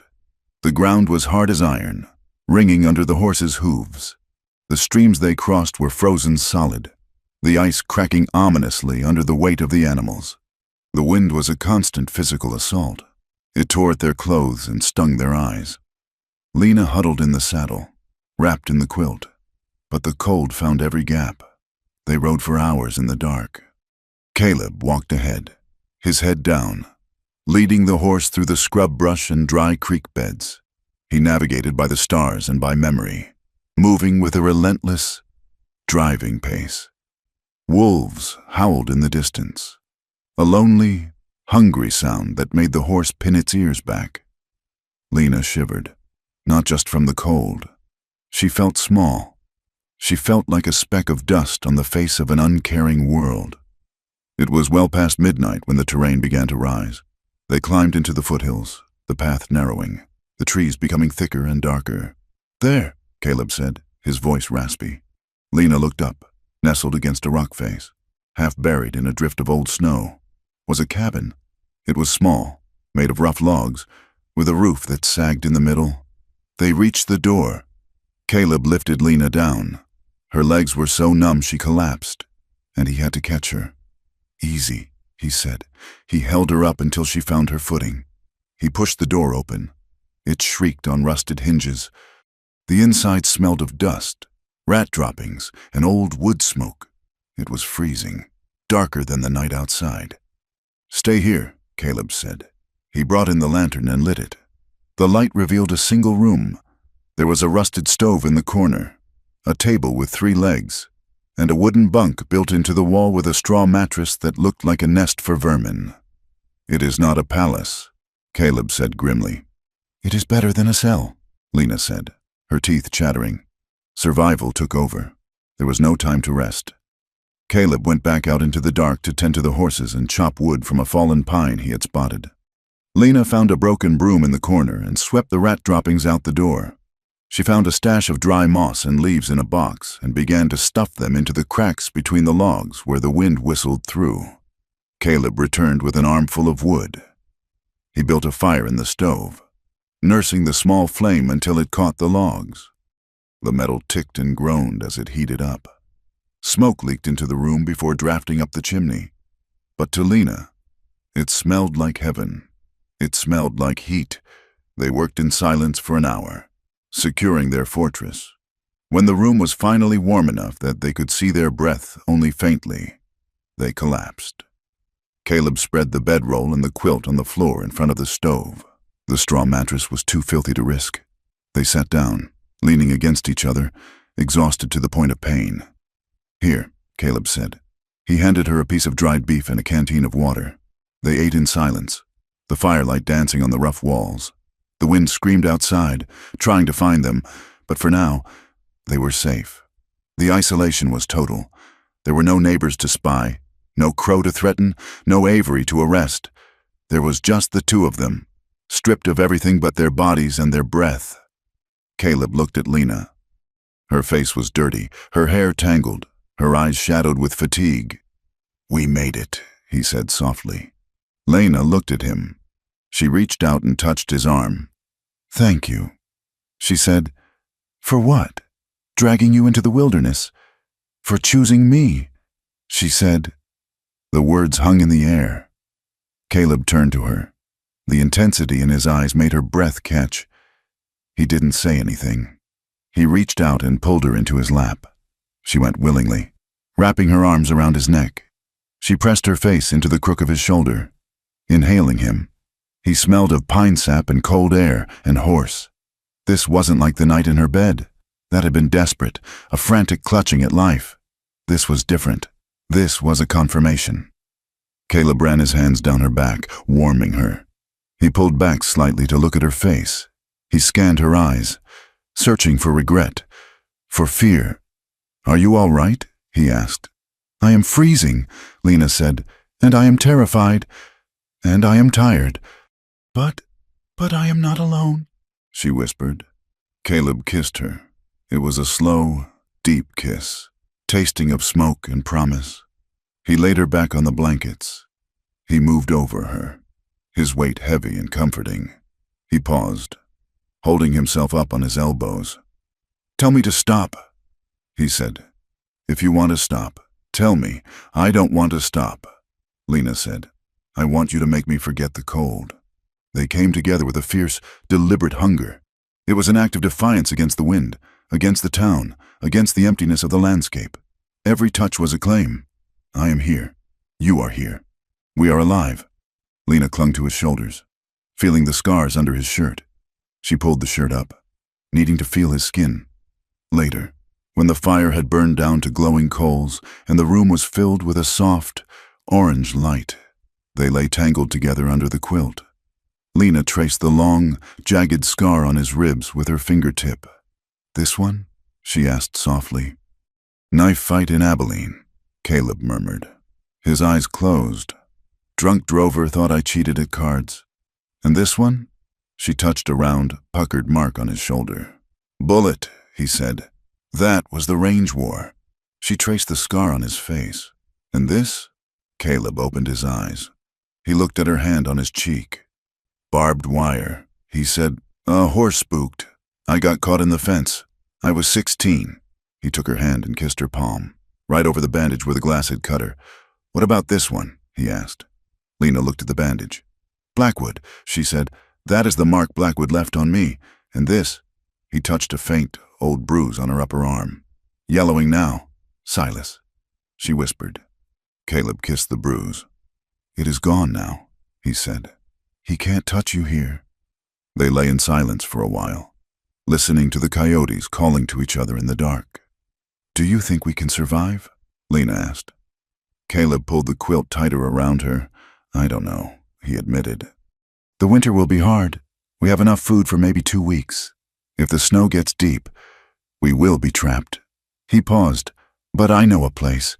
Further west, over the pass, there is a valley. It is small, but the grass is good. No one claims it. If we can make it through the winter, we could go there." "A valley?" Lena asked. "Just dirt and sky." Caleb said, "But it would be ours. We could build a cabin, a real one, with windows that don't break." Lena closed her eyes, imagining it. A cabin in a valley, a garden, a life where she didn't have to hide. "It sounds like a dream," she said. "Maybe," Caleb said, "but dreams are all we have got right now." He kissed her forehead. "Go to sleep, Lena. I will keep the fire going." Lena drifted off, her head on his chest, lulled by the rhythm of his breathing. Outside, the snow began to fall, piling up against the door, sealing them in. The land was indifferent to their struggle. It would freeze them if it could. But inside the small, drafty cabin, the fire held back the dark. And for the first time in her life, Lena Hart was not afraid of the morning. The flour sack was not just empty. It was a mockery. Lena shook it over the table, but only a fine white dust drifted down, settling into the cracks of the wood like snow. It was the 10th day in the line cabin, and the reality of their exile had settled in as hard as the frost on the window pane. "We are out," Lena said, her voice flat. She folded the sack with careful, deliberate movements, smoothing the canvas as if neatness could conjure food. Caleb stood by the stove, feeding the last of the split pine into the firebox. He looked thinner. The sharp angles of his face were more pronounced, his cheekbones casting shadows that made his scar look like a canyon. He had been giving her the larger portion of the beans and the dried beef, claiming he wasn't hungry. But the way his eyes lingered on the empty skillet told a different story. "The snow has stopped," Caleb said, looking toward the door. "The wind has shifted to the south. The pass will be clear enough to ride." "We have to go back," Lena said. It wasn't a question. Caleb nodded. "We need supplies, coffee, ammunition, and we need to know what kind of rope they are twisting for us down there." They prepared for the journey with the grim efficiency of soldiers. They would not ride in together. That was too dangerous. A man and a woman on a pack mule and a horse were a target. Two strangers drifting in separately were just part of the landscape. "I will take the mule and circle round the east ridge," Caleb instructed, checking the load in his Winchester. "I will tie up behind the livery. You ride the bay. Go to Mrs. Miller's. If things are quiet, meet me at the blacksmith's shed at sundown. If they are not," he paused, looking at her. "If they are not," Lena finished, touching his arm. "You ride. You don't wait for me." Caleb's jaw tightened. "I will wait," he said. Blackwood looked the same, and yet entirely different, to Lena, riding down the main street with her head lowered and her shawl pulled forward. The town felt like a stage set for a tragedy she already knew the ending to. The buildings leaned inward. The windows looked like judgmental eyes, and the mud seemed to want to swallow the horse's hooves. She tied the bay horse at the edge of Mrs. Miller's property, near the woodshed where it couldn't be easily seen from the road. She moved quickly to the back door and knocked 3 times, a soft, frantic rhythm. The door opened a crack. Mrs. Miller's face appeared, pale and drawn, surrounded by the gray wisps of her hair. When she saw Lena, her eyes widened in alarm, but she opened the door wide enough for Lena to slip inside. "Child, you should not be here." "Mrs."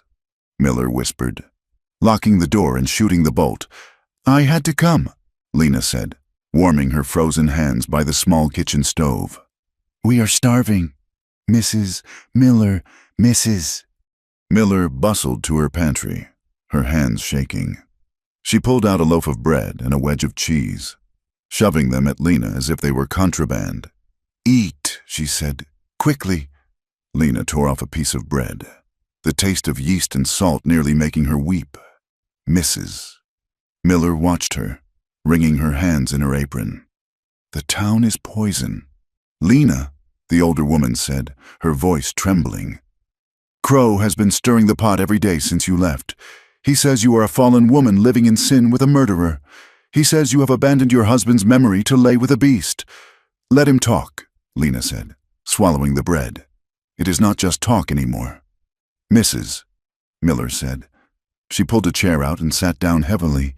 I heard them. Yesterday, I was sweeping the porch, and Crow was talking to Marshal Avery in the street. They didn't see me. What did they say? Lena asked, stopping mid-bite. Crow was shouting. He said Avery was too soft. He said if they could not catch the drifter, they should arrest you. Arrest me? For what? For moral indecency. Mrs., Miller whispered, her face flushing red. For harboring a fugitive. Crow said that if they put you in a cell, the drifter would come back. He wants to use you as bait. Lena felt a cold chill that had nothing to do with the winter air. She lowered the bread. And Avery? She asked. He didn't want to do it. He said it wasn't right to lock up a woman. But Crow, Mrs. Miller looked down at her hands. Crow reminded him who pays for the marshal's office. He reminded him who holds the deed to Avery's own house. Lena closed her eyes. It was a web, and Crow sat in the center of it, pulling every strand. There is something else. Mrs., Miller said. Her voice was so quiet, Lena almost missed it. Lena opened her eyes. What? Mrs.? Miller looked up, tears standing in her eyes. I have carried a stone in my heart for 2 years, Lena, and I cannot carry it anymore. Not when I see what they are doing to you. She took a deep breath. I saw him. She said, Silas. Lena went very still. Saw him what? It was a Wednesday night 2 years ago. I was walking past the church to bring the Reverend some preserves. I heard shouting behind the woodpile. Mrs. Miller reached out and took Lena's hand. Her grip was surprisingly strong. I saw him strike you. Lena, I saw him knock you to the ground. I saw him kick you. And I saw you curl up in the dirt and not make a sound. Lena stared at her. The memory of that night washed over her. The smell of the damp earth. The sharp pain in her ribs. The shame of being beaten in the shadow of the house of God. She had thought no one knew. She had prayed no one knew. You saw? Lena whispered. I saw Mrs. Miller nodded, tears spilling onto her cheeks. And Elias Crow saw it too. Crow? Lena's breath hitched. He came around the corner just as Silas walked away. He saw you lying there. He saw me standing there, Mrs. Miller squeezed Lena's hand. I started to go to you. Lena, I wanted to help, but Crow stepped in front of me. He looked at me with those cold eyes of his. He told me that what happens between a man and his wife is ordained by God. He told me that if I spread gossip about the sheriff, he would call in the loan on my husband's shop. He said I would be sleeping in the street by morning. She sobbed. A harsh, racking sound. I was a coward. Lena, I was afraid. So I walked away. I left you in the dirt, and I have hated myself every day since. Lena looked at the woman. She saw the guilt that had etched deep lines into Mrs. Miller's face. She realized then that she wasn't the only prisoner in Blackwood. Crow didn't just own the land. He owned the silence. It wasn't your fault, Lena said softly. It was Mrs. Miller insisted. But I am done being afraid. I am an old woman, and I have little left to lose. Lena stood up. Her fear was gone, replaced by a cold, hard clarity. I need to find Caleb, she said. While Lena was learning the secrets of the past, Caleb was learning the dangers of the present. He had tied the mule in a thicket of scrub oak a mile out of town and walked in on foot. Keeping to the alleys behind the main street, he moved like a shadow, his boots making no sound on the frozen earth. He crouched behind a stack of barrels outside the rear door of the Silver Dollar Saloon. The voices inside were loud, but the voices outside were the ones that mattered. The back door opened, and 2 men stepped out into the cold. Caleb pressed himself flat against the wall, his hand hovering near the butt of his pistol. It was Crow and Marshal Avery. I'm telling you, Elias, this is going too far, Avery said. His voice was strained. Arresting the widow. The circuit judge will have my badge. The circuit judge is 3 days' ride away. Crow snapped. And by the time he gets here, the matter will be settled. She is a woman. Elias. She is a whore.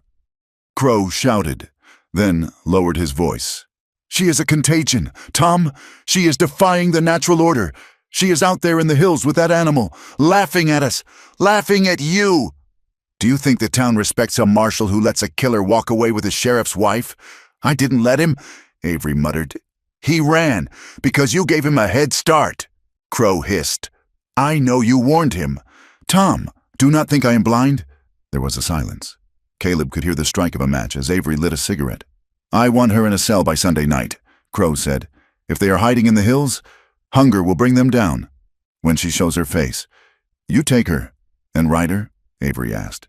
If he shows his face, you shoot him, Crow said. He is a fugitive resisting arrest. No one will question a dead man. The door opened and closed again as Crow went back inside. Avery stood there for a long moment, smoking in the cold. He kicked at the dirt, swore softly, and walked away. Caleb waited until the footsteps faded. He let out a breath he had been holding. His blood was boiling, a hot rage thrumming in his veins. They were going to hunt Lena like a rabid dog to get to him. He realized then that the line cabin was no sanctuary. It was just a slower way to die. If they stayed in the hills, they would starve or freeze. If they tried to run for the valley, Crow would send men after them. There was no running from this, not anymore. They met in the blacksmith's shed as the sun dipped below the horizon, painting the sky in violent shades of red and purple. The forge was cold, the air smelling of iron and coal dust. Jeb, the blacksmith, a giant of a man with arms like tree trunks, stood watch at the door. He had nodded solemnly when Caleb slipped in, handing him a burlap sack of coffee without a word. Lena arrived 10 minutes later, slipping through the shadows. When she saw Caleb, she didn't run to him. She stood straight, her eyes bright with a strange, fierce light. We cannot go back to the cabin, she said. I know. Caleb said, I heard Crow. He is going to arrest you to draw me out. And I heard Mrs.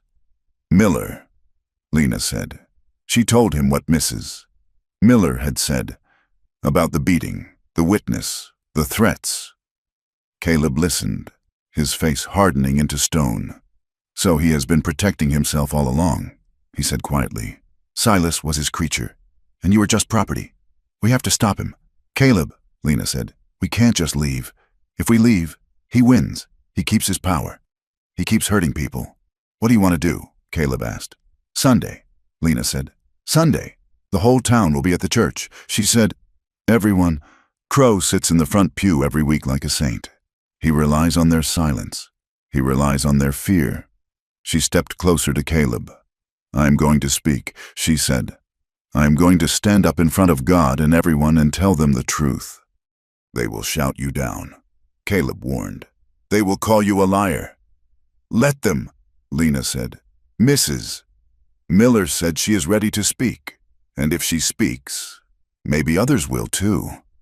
Caleb looked at Jeb, who was listening from the doorway. Crow cheated me on the iron shipment last month, the blacksmith rumbled, his voice deep as a drum, and he threatened to burn my shop if I told the freight company. Caleb looked back at Lena. He saw the fire in her. She wasn't the trembling woman he had found by the livery anymore. She was a force of nature. It is dangerous, Caleb said. If it goes wrong, we're dead anyway, Lena said. Caleb nodded slowly. A plan began to form in his mind. A desperate, reckless plan.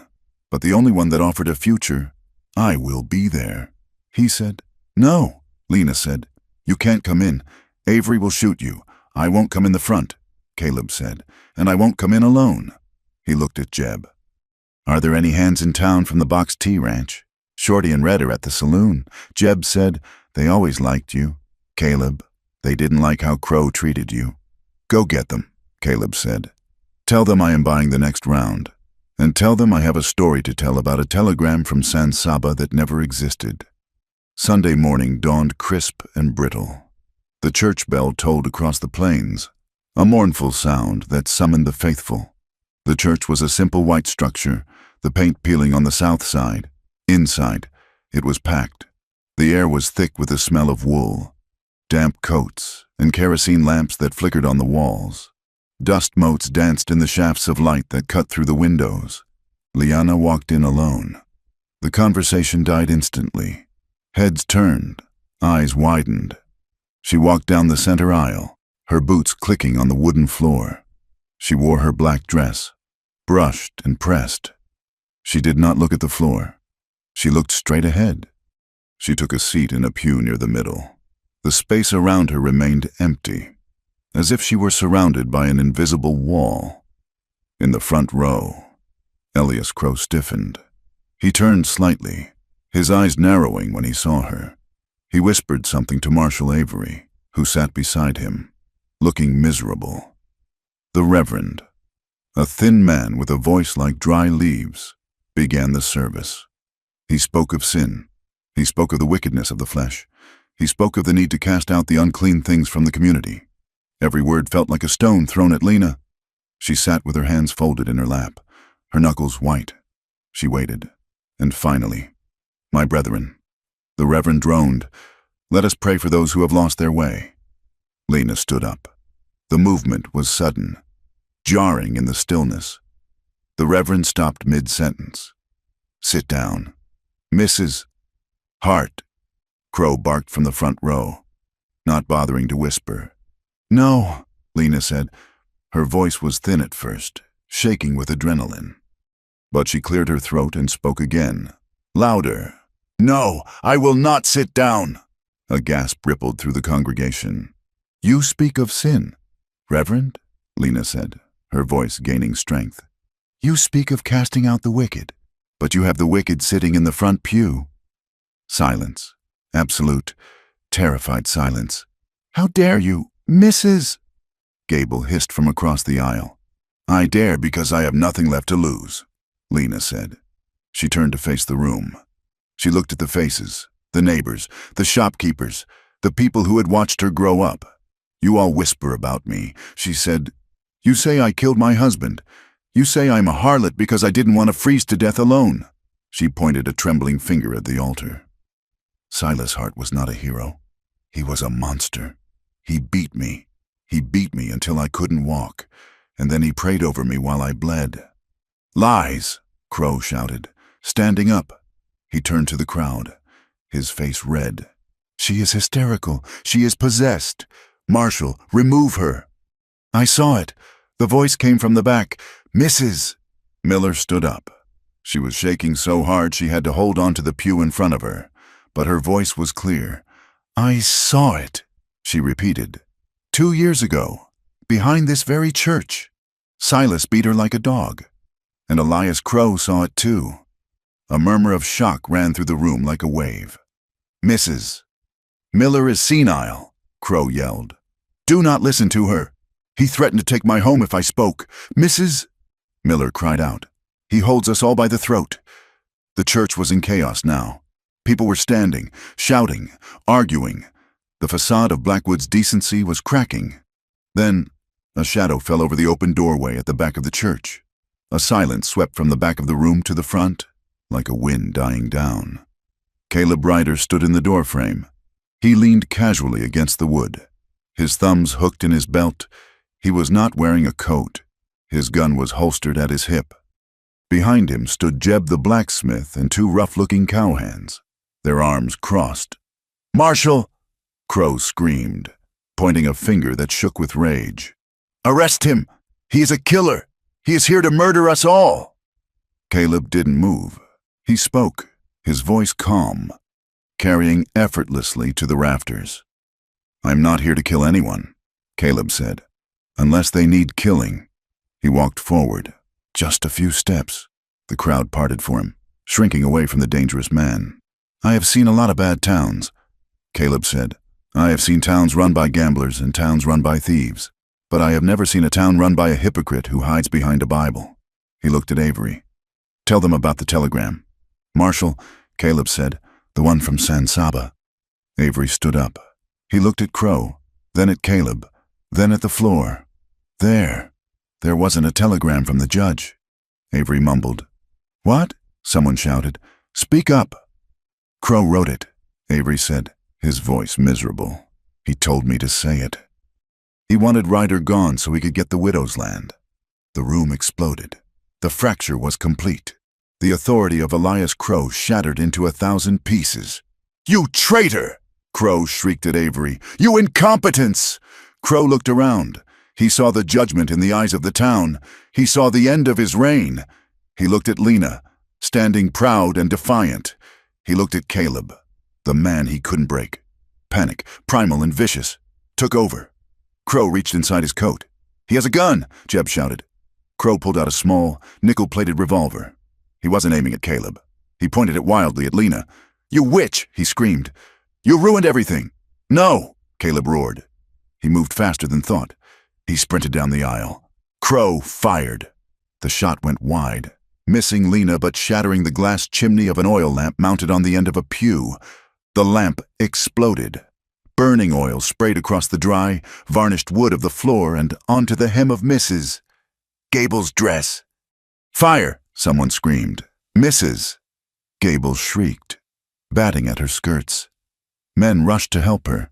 Knocking over a bench, the fire caught the dry wood of the pews instantly. It raced up the wall, feeding on the dust and the old timber. Panic seized the crowd. The orderly service turned into a stampede. People surged toward the double doors, trampling hymnals, shoving each other. Lena was knocked sideways by a fleeing man. She hit the floor hard, the breath driven from her. Smoke began to fill the air, black and acrid.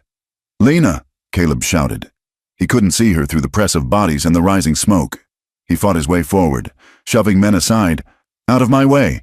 Crow was still standing near the altar, paralyzed by the inferno he had started. He raised the gun again, aiming into the smoke, looking for a target. Marshal Avery lunged. He tackled Crow, slamming him against the altar railing. The gun went off again, crack, hitting the ceiling.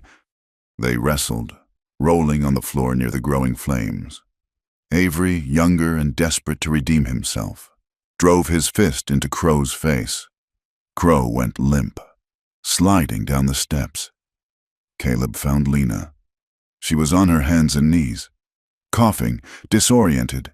He grabbed her, hoisting her up. "I have got you," he yelled over the roar of the fire.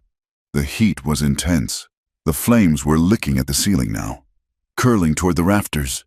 The varnish on the pews was blistering. "We have to get out," Lena choked. Caleb wrapped his arm around her waist. He looked at the main doors. They were jammed with people. "The side door," he shouted. "Behind the choir loft." He dragged her toward the small door at the front. The smoke was blinding. Caleb's eyes burned. He felt the heat searing the hair on his arms. He kicked the side door open. Cold air rushed in, feeding the fire behind them, but offering escape. They stumbled out into the snow, collapsing onto the frozen grass of the churchyard. Behind them, the windows of the church blew out with a crash. Flames roared into the sky, orange and hungry against the gray winter clouds. Caleb rolled over, gasping for air, wiping soot from his face. He sat up and pulled Lena into his lap. "Are you hit?" he asked frantically, checking her for blood.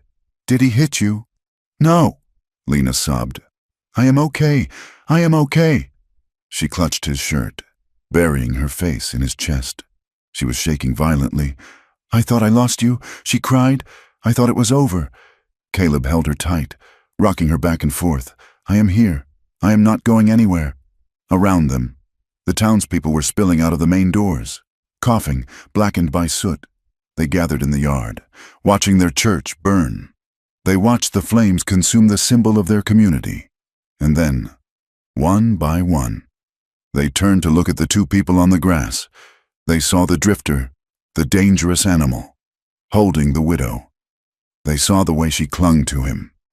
They saw the raw, desperate love that bound them together, a love that had survived judgment, exile, and fire. They saw Elias Crow being dragged out by the marshal, his face bloody, his fine suit ruined. Silence fell over the crowd, heavier than the smoke. Lena looked up at Caleb. Her face was streaked with soot and tears. "I don't want to go back," she whispered, her voice fierce. "I don't want to go back to living half dead." Caleb smoothed the hair back from her forehead. His hand was trembling. "You won't," he promised. "We are alive. Lena, "We are alive," and as the roof of the church collapsed with a thunderous crash, sending a pillar of sparks into the heavens, the town of Blackwood watched, and finally, for the first time, they understood. The smell of wet ash hung over Blackwood for a week. It was a heavy, cloying scent that seeped into the wool of coats and the timber of houses, a constant reminder of the Sunday when the town's facade of righteousness had gone up in flames. The church was gone. In its place stood a blackened skeleton of charred beams and a stone foundation filled with debris. The snow that fell in the days after the fire did not hide the scar. It only framed it in stark, white relief. The town was quiet.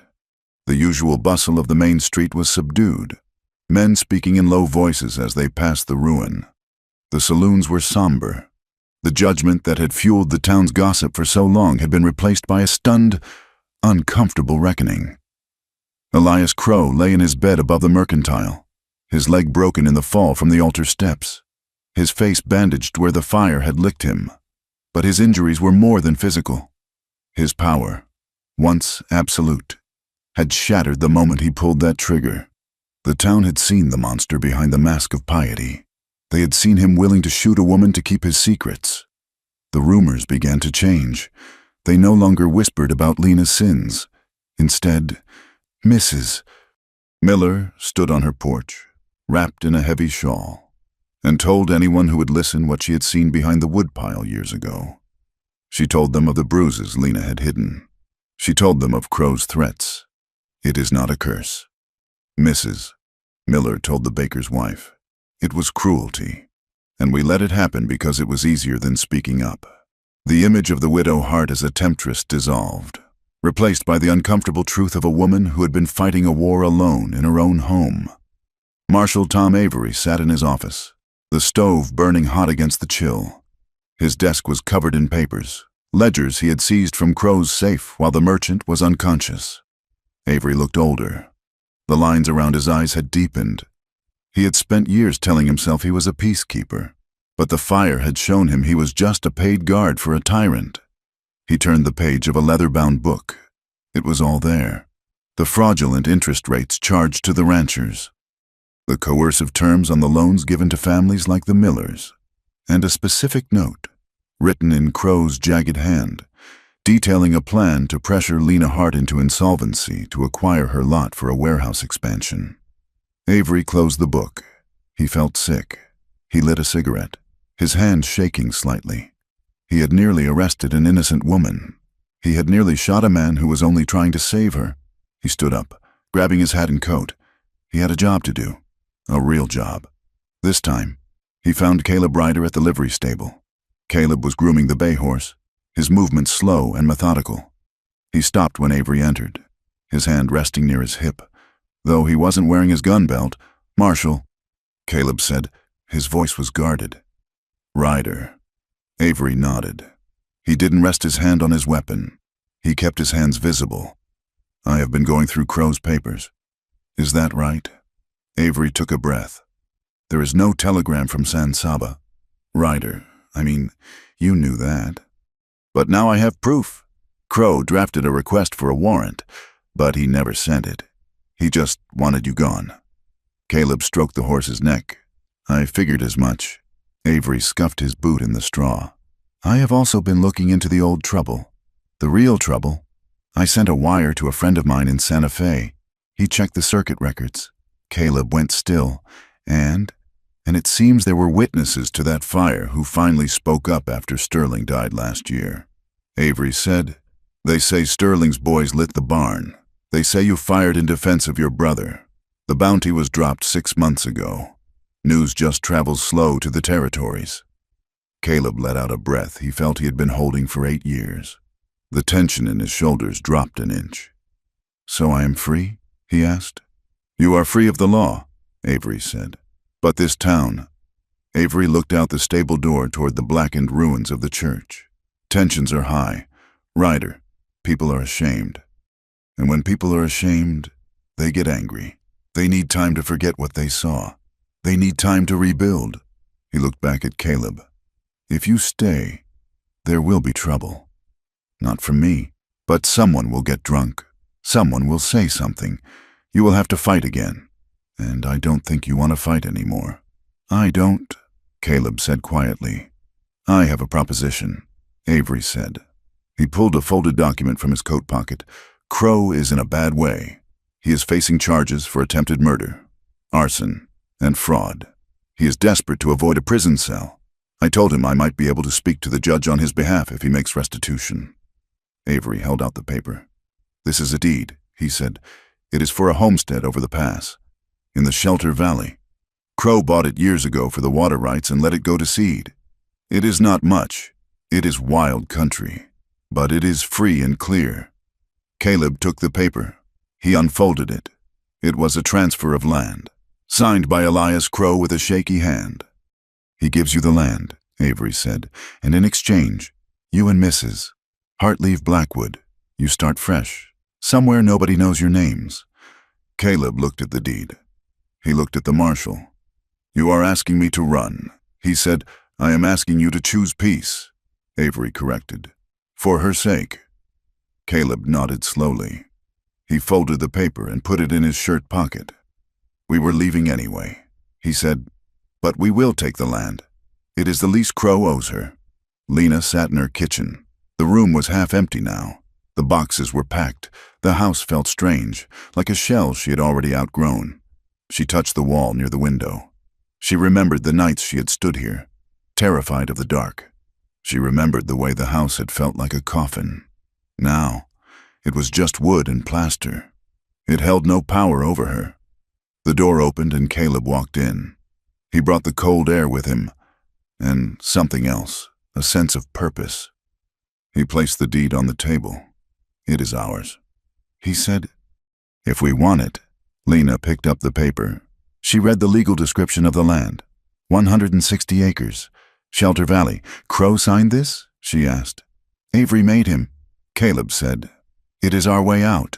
Lena, a place where we don't have to look over our shoulders. Lena looked at the paper, then at the room. It is hard land, Caleb warned. Avery said it has been neglected.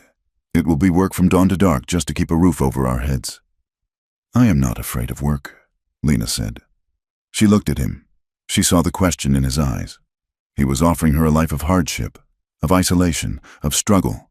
He was offering her a future that was uncertain and dangerous, but he was offering it with an open hand. I went to the mercantile today, Lena said softly, to buy the last of the supplies. Did Crow say anything? Caleb asked. His eyes darkening. I didn't see Crow. I saw the clerk, young Timothy. She reached into her pocket and pulled out a small cloth bag. He gave me this. He said it was on the house. He said he was sorry he never stopped Silas. He said he hoped I found happiness. She opened the bag. It was coffee, real coffee, not the chicory blend. And Mrs. Miller came by. Lena continued. She brought a jar of peach preserves. She hugged me. Caleb. She cried and she hugged me. She looked at the coffee beans. There is good in people, Lena said, even here. But I cannot stay. I cannot walk these streets and see the ghosts on every corner. She looked up at Caleb. I want to go, she said. I want to go to the valley. Caleb walked around the table. He stood before her, taking her hands in his. You are sure? He asked. Once we leave, there is no coming back. I don't want to come back, Lena said. That evening, the house was silent. The wind had died down, leaving a stillness that felt like a held breath. They had moved the mattress to the floor in the main room, close to the stove, having packed the bed frame for the wagon. The firelight cast long, dancing shadows on the walls. They sat on the mattress, wrapped in the quilt. They didn't talk much. The time for talking was done. Caleb reached out and touched Lena's hair. It was loose, falling over her shoulders in a dark curtain. Tomorrow, he said. Tomorrow, she echoed. She turned to him. In the dim light, his face was a landscape she was just beginning to learn. She traced the line of his jaw, the roughness of his stubble. I was always afraid, Lena whispered. With Silas? With the town? Even with you? At first, I was afraid of what would be taken from me. She moved closer, pressing her body against his. "I am not afraid tonight," she said. She kissed him. It was a slow, deliberate kiss. It wasn't the desperate collision of their first night, nor the frantic need of the cabin. It was a choice. It was a claim. "Make love to me." "Caleb," she said against his lips. "Not because we are scared, but because we are free."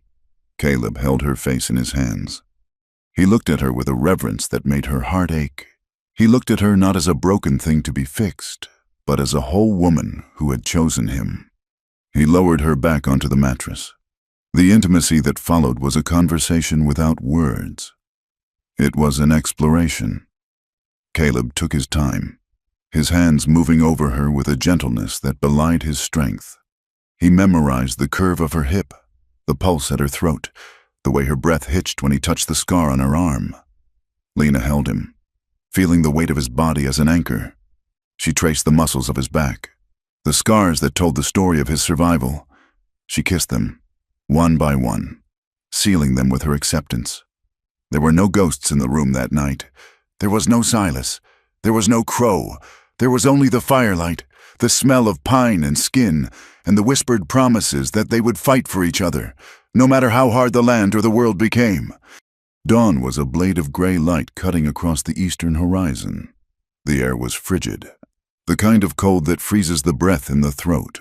The wagon was loaded. It was an old buckboard Caleb had traded for, hitched to the sturdy bay horse and the mule. Lena stood on the porch one last time.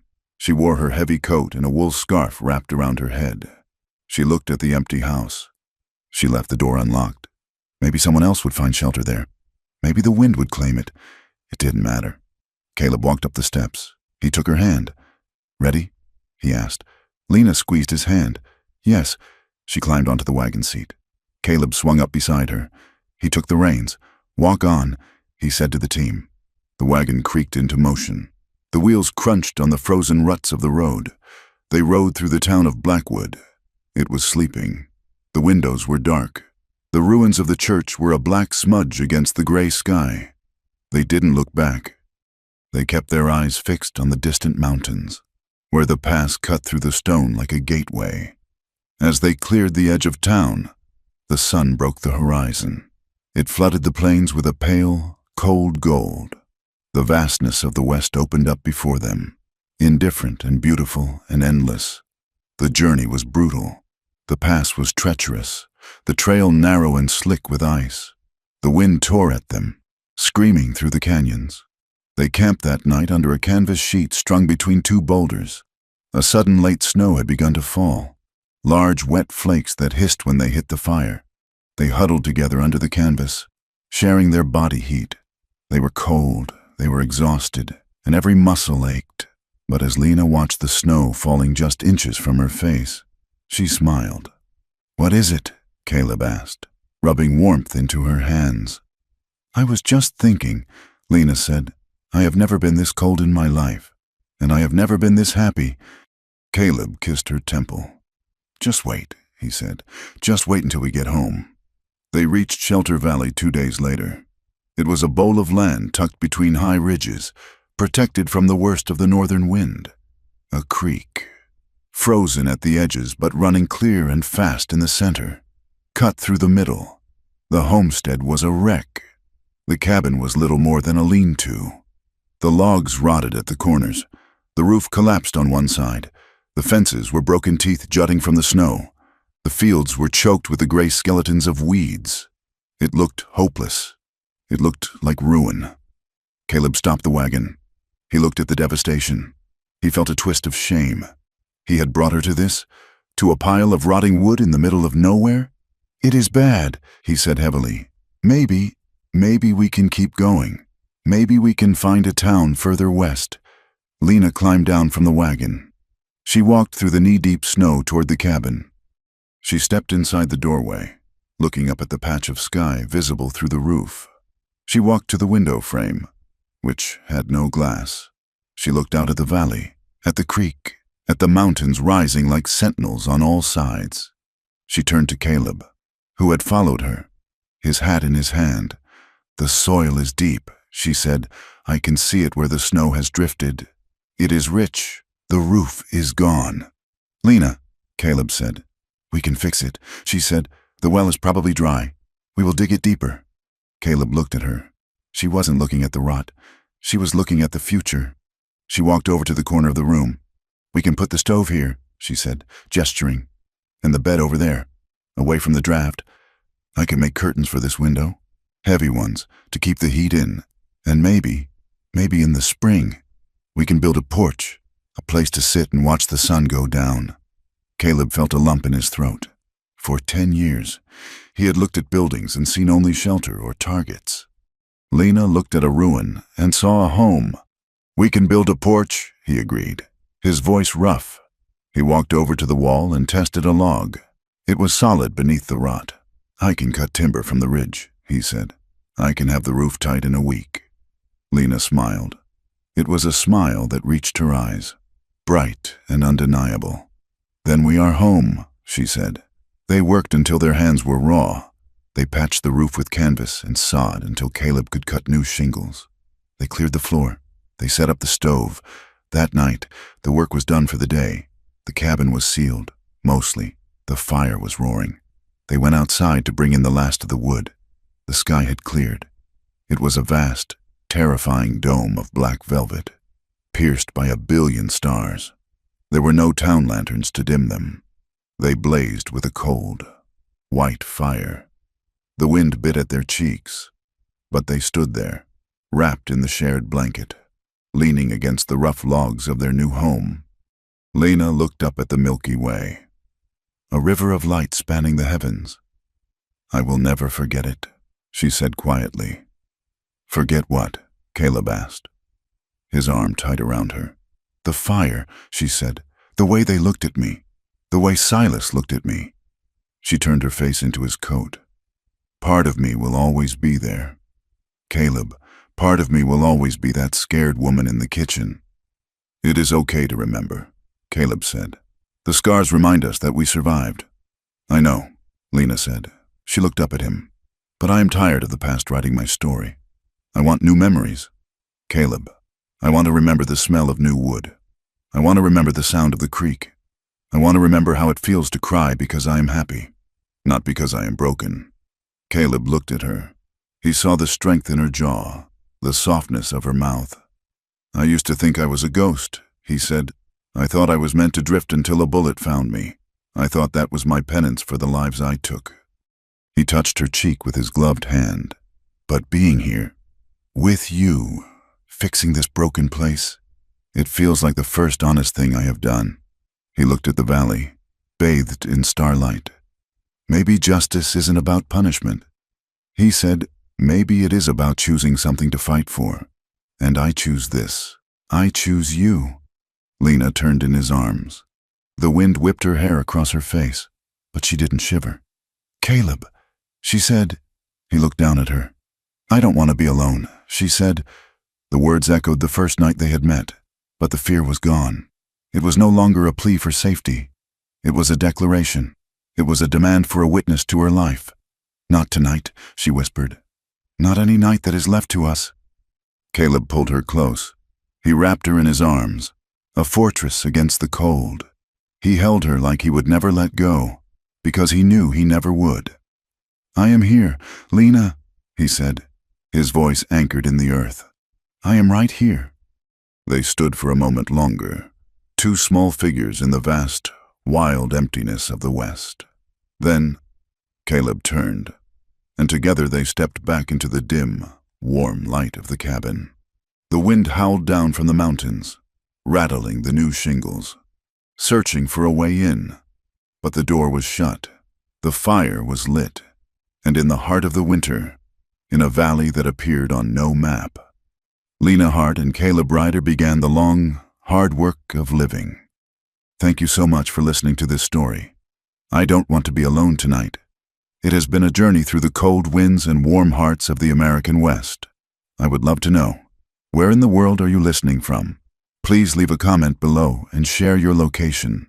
If you enjoyed this tale of survival and love, please consider subscribing to From Wild West for more stories from the frontier.